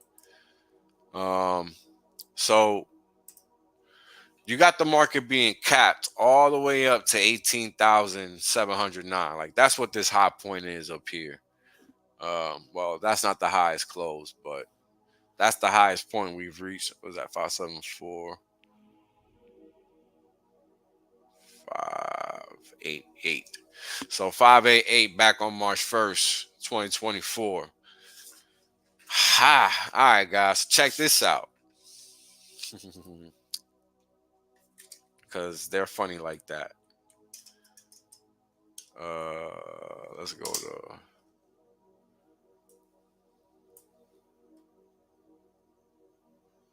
March 24th, 2000. Okay, I thought it was March 1st for some reason. Alrighty. They got me on that one. For whatever reason, I remember that high being the 1st of March, but it was the 24th. Anyways, so we got the high being the 1st here. But then we got head and shoulders, double shoulder, head. I hope you guys see that. Because, man, if I call this top in real time, yo, nobody's going to be able to tell me shit forever. Like, the stock market top is hard as fuck to call. I'm telling y'all, shit is hard as hell. Because it's always happening. And then the market just keeps going. But sentiment is lining up. There's a lot of fundamental factors that are lining up. The tone is lining up. The flow is lining up. The retail sentiment is just there. Like, people just are thinking they're gonna get rich quick from this shit. And yo, you can. It's just not buying stocks. And it's not with your 401k. And it's not with all these traditional tools that they give you. That's not how you're gonna do it. That's how you learn to get your ass whooped. And people, right? I mean, I'm telling y'all, yo, I use the internet, as information. So I'm telling y'all what I'm seeing. And I'm telling you guys, the sentiment is there for it. The momentum is there for it. Everybody is partying right now instead of looking at the market and saying, this motherfucker ain't looking at all that. Should I be cashing out? Because somebody been cashing out. That's what we're seeing right here. Whole lot of distributions happening right here. See all those horizontal lines? Let's zoom in on that. Let's go 377 minutes. When you look at the past 2 months and a half, from February to now, what has the market really been doing? It only really traded up from February to the lows of March, which are the lows that we're seeing now. And then the highs happened March 20th, March 7th, and then March 1st. That's it. And then we've confirmed already that the highest close was March 1st. So we know March 7th and March 20th were reject days. And that's what we see in the profiles. Bam. Bam. So let me tell you guys what's going on in this chart in case it's not clear. So each point that you're seeing a box right here in the chart, that's a day. That's a trading day. And this is the profile. What we're seeing is a 377 minute per candle complete day session play out in each bar. Right? And if you look, right, you're going to see this is April 12th right here. And if you look back to April 4th, I mean, the market has really done nothing but go sideways. That's it. And, you wouldn't think that's what's the case by the way people talk about what's going on the TV. But yet, all of April, the market's done nothing but go sideways. And then fuck around, look all the way back to March, and that's all it's been doing. Just going sideways. Right? And this is what these profiles show. This is a price action for every day. And then when you aggregate them, it just shows you the big old range over time. It's just price whipping around this range. And the question is, right, now that we're all the way up here and we have we looked into the big picture, right? Now let's look back out at the big picture. Okay, we already seen what the distribution is looking like once we zoomed in, right? Actually, let me do this.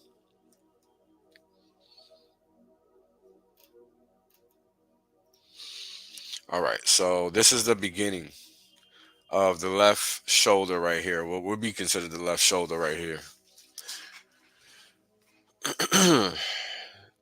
You guys see that they dumped it right into it and they bought it. Very straightforward, nothing fancy, nothing crazy, right? Whatever. Then they run it up, run it up, run it up, do the same thing again, right? Almost what's interesting is almost the same patterns play out to mark the bottom. Right? I don't know if you guys are catching that, but let me zoom in a little bit. You know, if you look at this distribution here, right? This is the one that marked that bottom. The 31st and then the 1st of February, 31st of January and the 1st of February. And when you come out here to the 19th of February and then the 21st of February, or I'm sorry, the 19th is, the 28th of February and then the 21st, because it's a Tuesday then a Wednesday. The distributions look, identical. How the value areas play out and everything is identical. It's identical. How the market closes up, everything is identical. It's crazy. Important things to know. Important things to know. That's why I highlight that. Because then the market runs up again. Okay, and then what happens? We get another dump. Right, but this dump is different because this one happens up here. Right? Both of the dumps, and then there is no pickup. This is different because now I think the market structure has changed. You see, that's why I wanted to highlight these distributions. Because if that's what a bottom looks like, maybe a top,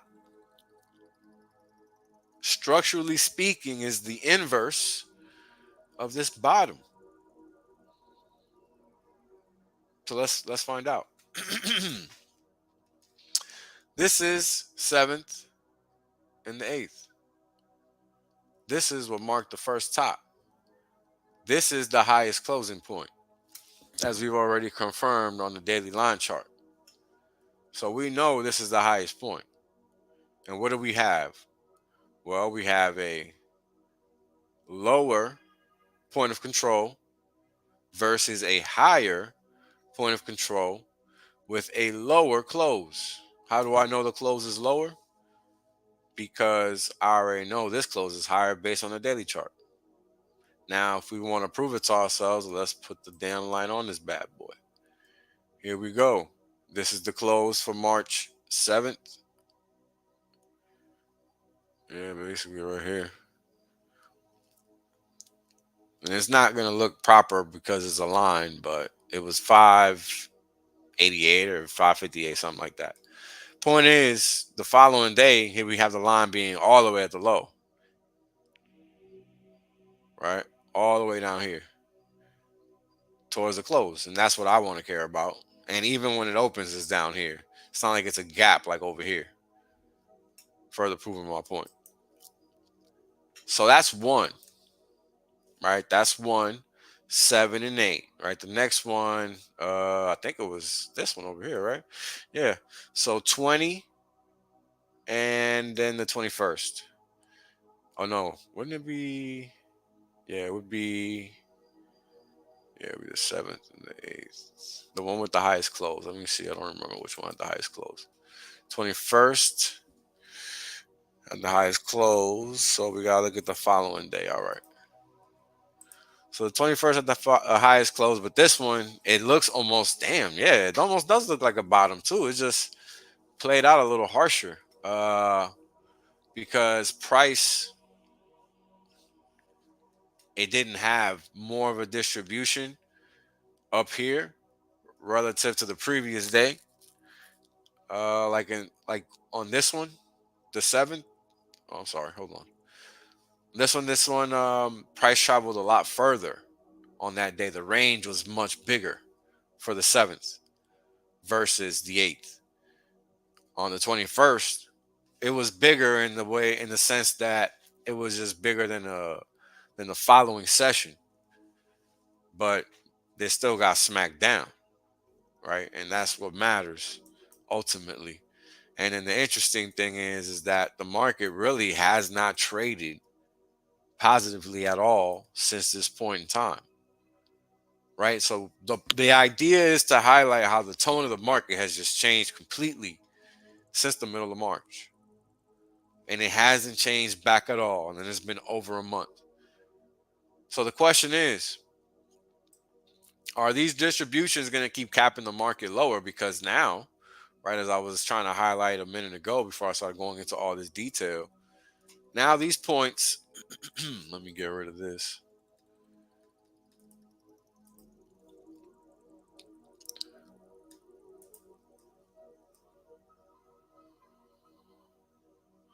All of these points are successfully lower, right? Like they're always lower. They're never higher over time. And this is what we're seeing. Right? And this is the important thing to understand about markets. It's not, you don't catch those big crazy moves to the downside because they're obvious until after the fact. They're super obvious after they happen. Leading into them, they happen slowly like a water drip, or they just come out of nowhere. You just don't see it happening like 2000 and 2007. Well, 2007 wasn't really like that. But 2000, yeah, it was definitely like that. I mean, we saw the market all month. It ran up into the 24th or 21st, and that was it. But this one, it could be different in the sense that you got a market like Nvidia, right? We'll take a look at that stock just because everybody knows it. Everybody's fucking hearing about it, yada, yada.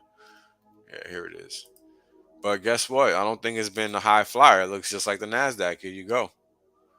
Right? When you look at the past month and a half, same story. 1, 2, 3, 4, 5, 6 weeks. The past 6 weeks has just been going sideways. Right? And now we have it attempting to make some type of up move when momentum is clearly lower.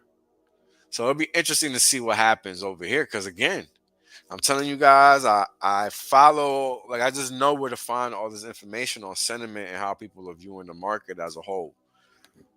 Right. And what I mean is like the normie of the market, just like the general layman person that's involved in the market that doesn't really look at it as anything but a money making thing, and they don't understand that it's much more than that. And they're the type of people that think that Nvidia is going to hit 1,000 per share. You know what I'm saying? Like 1,000 a bust, like they don't care if it goes to 650. They're not cutting out because it's going to 1,000. Regardless of what happens, even though the price has dropped 35%. You know what I'm saying? Like, they ain't thinking anything of it. And they should, because CEOs are selling, and all these other people are selling. What's Amazon doing? Let's take a look at that. 186.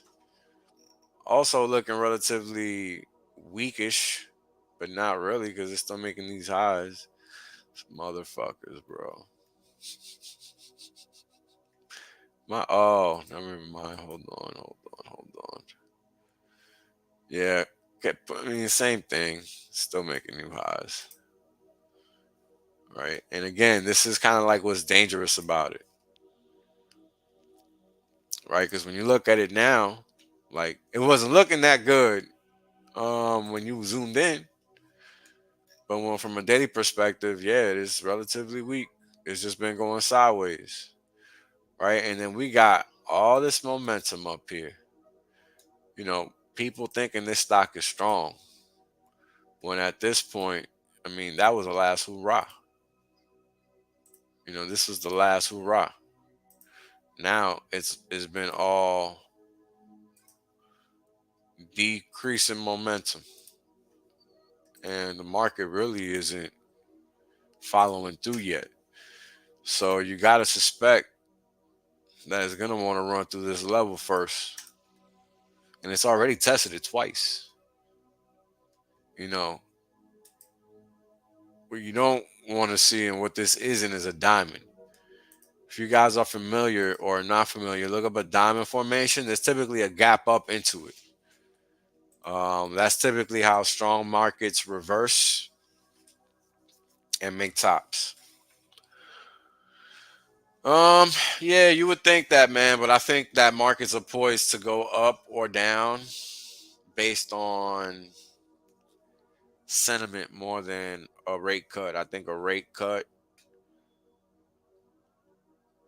would eventually be viewed as a positive. So, because that's what happened with the equity markets already. Like that's how we got to 5,000 in the S&P and 18,000 in the Nasdaq, because they cut rates for 20 years. You know, like people don't understand that's a negative impact scenario. They treat it like a positive, because when you decrease the rate in a discount cash flow model, guess what happens? The price of that stock goes up. And that's what you see play out in the stock market. Anyway, so if Nvidia's actually done, right? Because that's a pretty big ass run right there. Look at Nvidia has never had a run this big. And that's the point of this indicator down.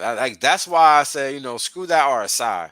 I want to see what really is going on, because I made this so that it equalizes everything. Everything is normalized. So this is the biggest run it's ever been on in its history, bar none. And that's on a daily basis. Let's put a 13 days on it. Look, there you have it for perspective. Like, it's just insane.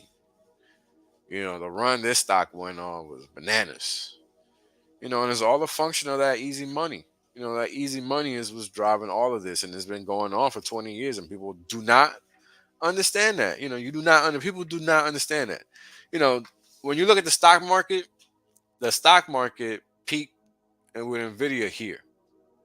Peaked with Nvidia again, here, because there was some other type of bear market in the early 2000s. It was actually a couple, but whatever. Then again, here, right? And then there's really not been a bear market since. And this is where we are. I don't think people really get that. We're talking about $10 to $800. If this stock course corrects itself to where the fuck it's supposed to be, because reality check comes in, do you really think there's going to be a recovery? I don't think so. Why would there be? If there really is a monetary recovery, right? Otherwise, the scam just keeps going, man. So, that's one of the reasons I don't play with stocks. It's just such a dangerous game. And it's like there's so many other ways to make money. Why put yourself in that position? For that, buy a SPY. Fuck it. Can't lose with that. You can lose with a stock, but you can't lose a SPY. So, 1 + 1 is 2. And that's what we get this. So, ultimately the market on its own, let's look at American Express on a daily basis. Similar. What is this? AI. AI looks similar. AI been getting dumped. Actually, let's pull up the volume on this thing. Oh, look at that. Interesting. Sustained dumping. Amazon, they must they must be buying back their stock still. American Express, one of those. Baba has been interesting because ever since Jack Ma kind of has been out of the picture, they kind of just like left it alone. This is running up with crude, obviously. Cisco Systems. Whatever. See what else is good here. Pinterest ran up to 40 and a half, 41 almost. Shopify looks like it's taking a break. Yep. Ran up to about 90. So everything is kind of like rolling over right now, interestingly enough. This was a high flyer for a long time. And it's pulling back like it wasn't a high flyer. Already wiped out 2 years of gains. And this was a market leader. So there you go. Let's see what okay, this is still holding on. Let's see what Win's doing. Win is not holding on. Visa. All right, well, there you go. So that's a good exercise in seeing what the market is thinking right now. While we got some stocks that are pulling back, you got others that really aren't. Visa, American Express, they're like little somewhat pulling back because they're financials, and they always make money. So why would they pull back like that? You see Square, it's all the way down here. Hell, it almost looks like it's setting up for a bull run because it's running up in this resistance area right here, and all it has to do is usurp that, and it has all this selling imbalance to recover on. I mean, that's all the way to 230, 40 bucks, 20 to 30 bucks. I mean, excuse me. And the market is set up for that, and it's like, how do you make sense of a market like this? I don't know. That's why I trade futures, is what I say. I straight up. That's really why I trade futures, because stocks are just difficult for me to wrap my head around once I start breaking things down, because it's like we know what's going on, and how could you short a market that's just looks like it's primed to go up? I don't know. People do it though. People do it. But when you look at the market as a whole, right, it doesn't look like that obvious. Like it's a little out there. It's a little wacky when you gotta do these things and be liable, and your risk is real. So all right, let's get into these futures markets. Let's get these candles on deck. So yeah, crude at 85, as you guys know, with the pumping of World War III on social media, odds of this opening up 90 are very high. This could easily open. This is easily going to open up at 87. No doubt about it. It closed at 85 and change. It traded at 87. I think, yeah, 87.67. Friday was the high. So this is definitely going to probably open up 87 plus. Definitely 88 is in the cards, right? Like as soon as this thing opens, you got to get in. Like you can't even think. You got to just click buy. And whatever happens, put your stop there. But this thing is gone because this market, man, it's driven by geopolitical facts, and whatever they think is a fact until reported otherwise is what the market is going to trade it off of. And this whole weekend has been World War III. That's what everybody is talking about, is seeing. Sadly, I mean, do I think it's actually happening? No. But it's out there. It's out there. It's in the news as it being a thing, and that's what it looks like. I'm just trying to see if I see something real quick. Yeah, so the latest headline apparently is an hour old. Israel said to strike back on Iran in next 24 to 48 hours. Now look, I don't know what kind of war happens on Twitter, but apparently this is the war that happens on Twitter. And I don't think people understand that. Like what I mean exactly. So I don't know, man, but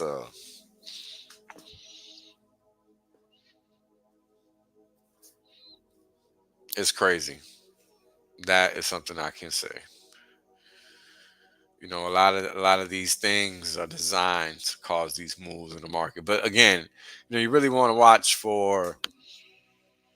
I think this week is the week we get the expirations. Let's refresh and refresh over here. Just want to make sure. End of this week is what I mean.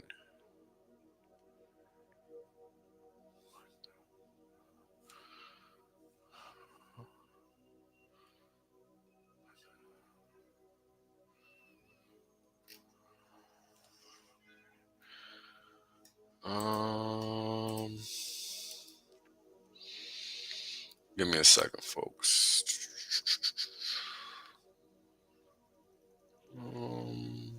Just checking energy.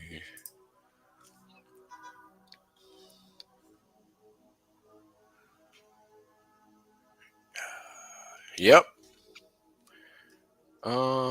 Actually, hold on. KKK. In what is going on?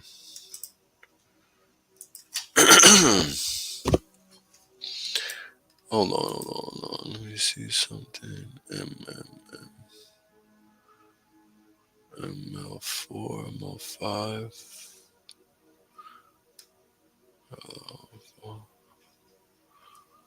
Hello. K4. All right, here we go. Yep, 3 days. Yeah, so I'll follow up in about 3 days. See what I like to do it just once a month. See what the open interest changes is like to get an idea of where the market actually is in terms of derivatives. And as you guys have seen through my looking or analyzing or posting these levels on these charts, that they matter. The market respects them. It doesn't dismiss them. Treats them with respect. And 90 is the big boy number still. We've already surpassed 85, so this number doesn't matter anymore. We can get rid of it. And 90 is the next target. That's where the market should get to, turn around and really pause if it is going to respect that level, because that's a pretty significant amount of activity there in terms of open interest. You got 120,000 plus contracts just sitting up here as of Friday. So not a little bit of money. It's a lot of money. And that's exactly why it's a magnet area to cause pain and where market participants will be forced to enter the market. Gold is another one that's going to be driven by all of this geopolitical activity, right? And and this is one of the reasons why I go over all these videos, these internet videos. These internet videos are what drives the people's perception as far as what's going on, and that's what pushes these prices. Now, look, you see what gold did Friday. I mean, it's way above, right, wherever the max point was, and let me see what these options are saying now.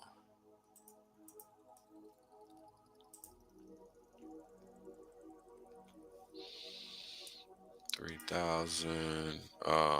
Yeah, we're way past the high point of 2,300. We're at 2,374.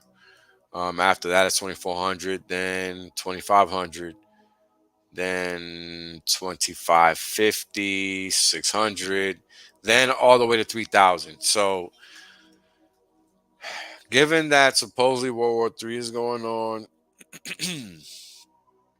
the presumption is that the market is already at 2,600, which is here. Well, you can't see it, but 2,600 is the smallest of the big figures in terms of derivatives. Hold on, guys.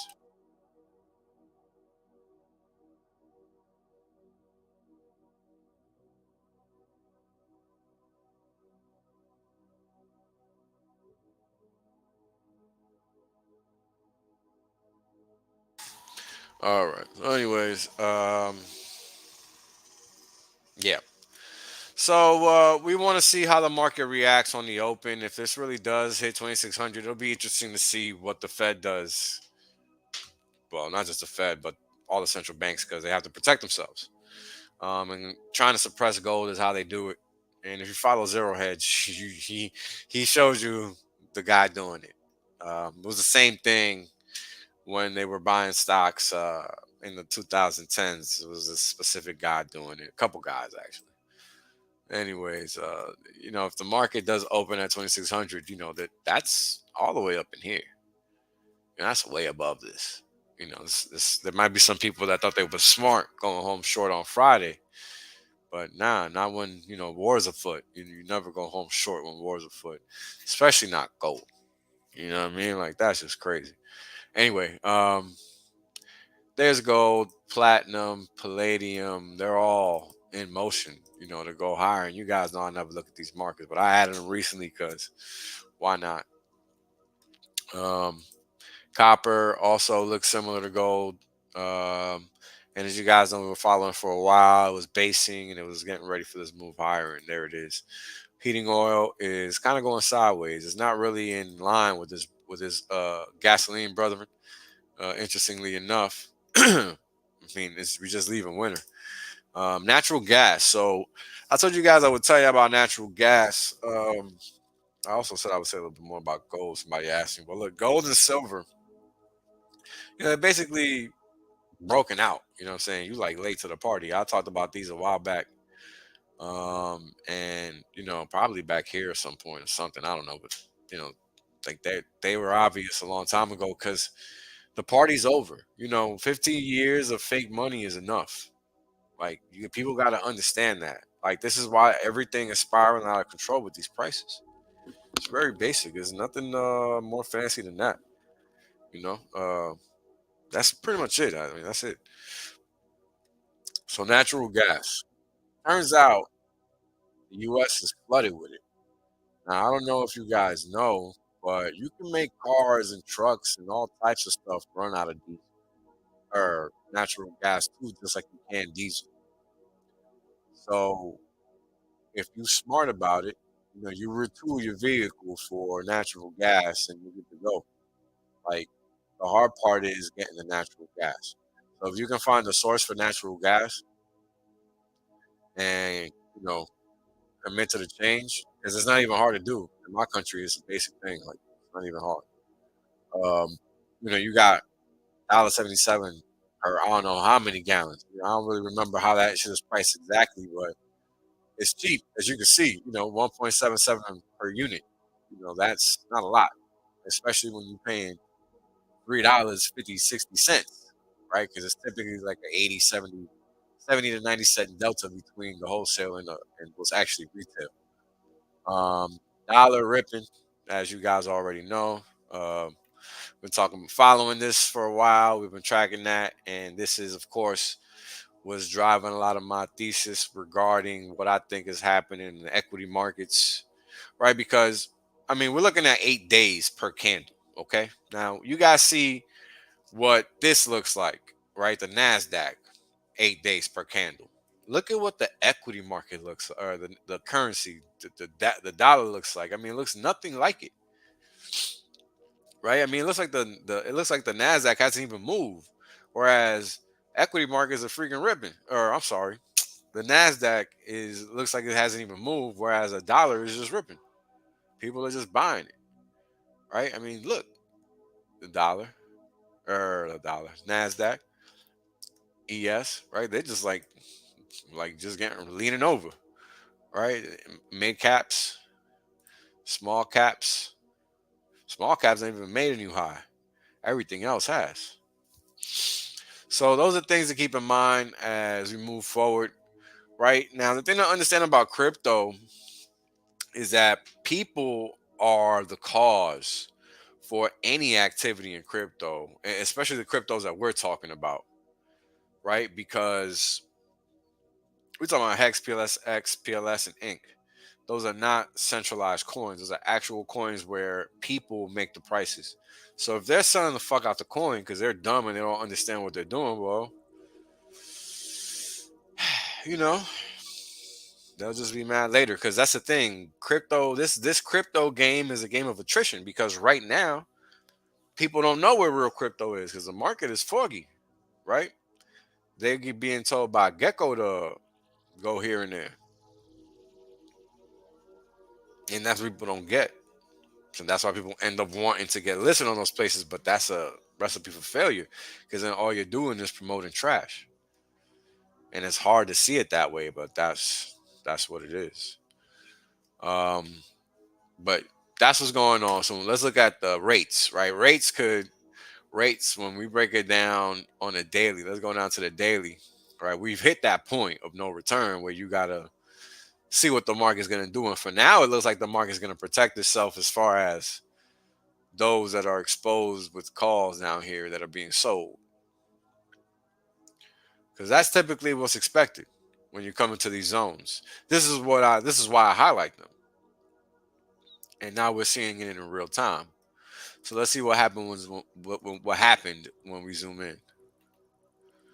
Hold on, let me zoom in some more because it's kind of an annoying view. All right. So when we zoom in, we see that it was basically a dump straight there. And what's interesting is that there's like a gap here. So price has to get above this point. Price has to get above 116 half in order for this move to really be significant as far as it hitting this level. It can hit this level a few times, as long as it doesn't break it, because that's just the first attempt. It has at least two more before you actually got to worry. But right here at 1415, we had a nice drop in volume as price went down, which cleared the way for buyers to come in. And that's kind of what you see in the activity, which is cool. You typically don't get to see that outright. You typically got to go into one of these type of situations where you get to see the market actually do that. I mean, here you have the major down volume spike, right here. And then you also have here another low, but this is the capitulation spike. This is why the market went up after it. And then the buyer stepped in right here. And you see that. You see those gaps. Anytime there's gaps like that, that's the buyers coming in to clean it up. But we'll see how it continues to play out over time. The VIX at 17. We talked about the VIX before. I wrote about it too in one of my recent pieces on Substack. So it's just things like that to be aware of, like what these things are doing as far as relative price movement, because that's how they're bred to be parameters. They're meant to be parameters of consistency. How consistently is it going in one direction versus another? If it's positive a lot, meaning the VIX is going up, that means that there is downside pressure on equities or on risk assets in general. Cocoa keeps going higher, man. This is why that's why I'm trying to get in those other commodity trades before they go, because once they go, it's hard to get in them things, man. Just because you just never know when they're gonna turn around. This thing keeps going. Milk, ain't nobody messing with that. They keep dumping it. Feeder cattle, feeder cattle, which is what they feed, or what they use for, I don't know, I don't remember anymore. Whatever. Hogs looking like they dumping them. I don't really follow that market, so I don't know fundamentally. Oh wait, what's the September to July, or July to September is when they go up? What is this? It's April, so maybe this is just a dip. Let me see something. I heard some fundamental theory. July. Oh, okay. July to September. Well, almost. Anyway, let's get back to the regularly scheduled program because we're already over 2 hours. Coffee keeps going, and yo, that might be one where it just keeps going. The more, it looks like it's set up for that. The more highs it keeps breaching, right? We're now in this area where if it breaks these highs, it's just got to take out these highs, and then boom, it's gone. And that's it. That's all she wrote, right? Because look, when you go back to 1974, you're about to hit prices you ain't never seen before. And that's the thing that people they can't wrap their head around when it comes to these types of trades and why you got to get in them early. Like 220 might seem expensive, but how about 400? Because that's what we're going. Right? These aren't like those other markets. And China doesn't dominate coffee. Australia, America, they don't dominate those markets. Those markets are not like the American markets. So that's why they don't move the same. Live cattle seems to be in a down motion. Nothing fancy there. OJ taking a breather finally, I guess. But this thing was whipping ass too for the longest time, from 89 cents all the way to 369. That's the type of move, man, that you want to catch in commodities. I mean, that's what makes you a millionaire, billionaire type right quick. So sugar, yeah, just washing, treading water. Corn, man, these markets, these corn, wheat, soybean markets, they're so manipulated in America because of China and all the vested interests. Like, you got to really, like, it looks like it's bottoming out right now. Now it looks like a buy.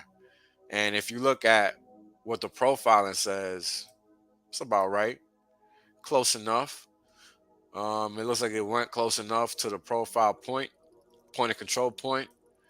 So I guess if you're viable to play long, it's great to play it versus 425.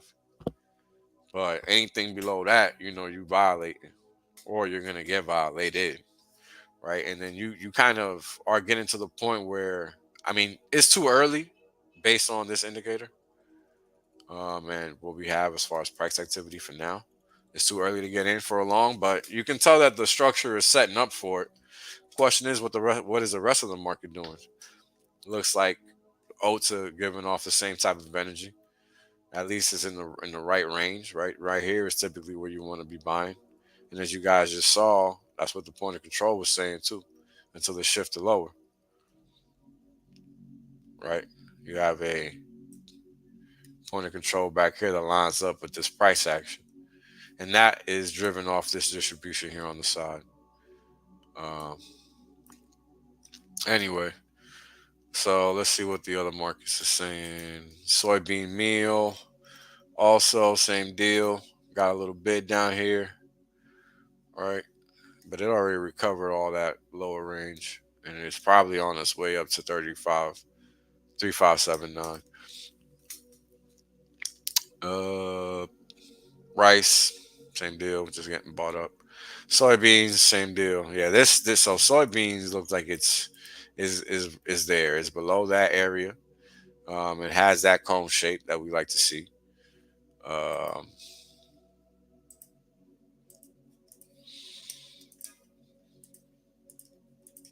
Right, it's kind of being forced higher. And once it breaks above this 1200 level, it's definitely going to be whooping ass back into this 1300 to 1400 zone. So that's what's going on there. Wheat, I don't know about this one, man. Every time you think this thing is going, it just doesn't. So I don't know.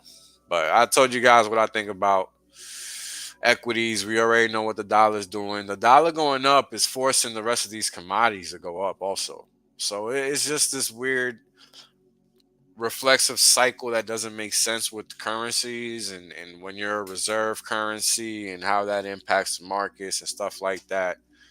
It's just things to be aware of, be cognizant of, try to make sense of.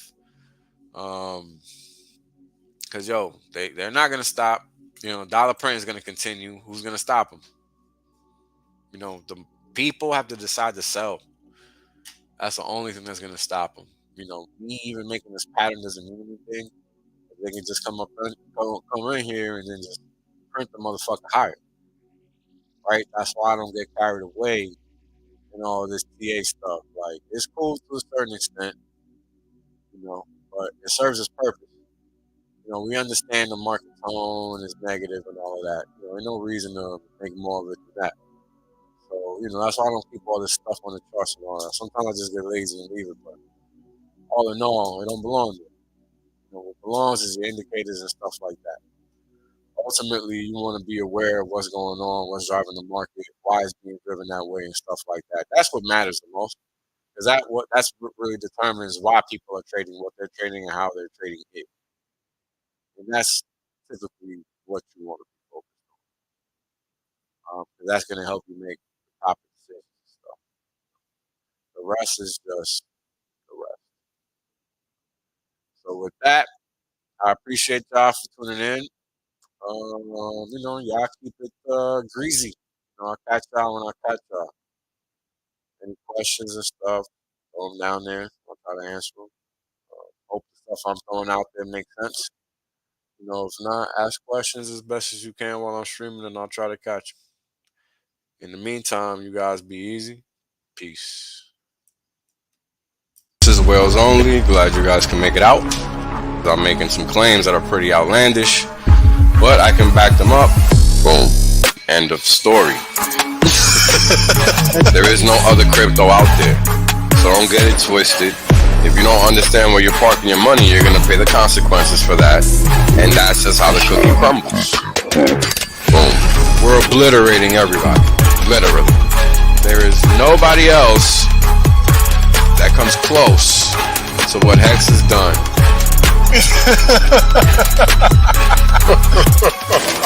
Boom. it's about to get funky. Funkier than you could have ever imagined. You know, Richard Hart is a boss. Hex is literally the best thing on the planet. It's simple mathematics.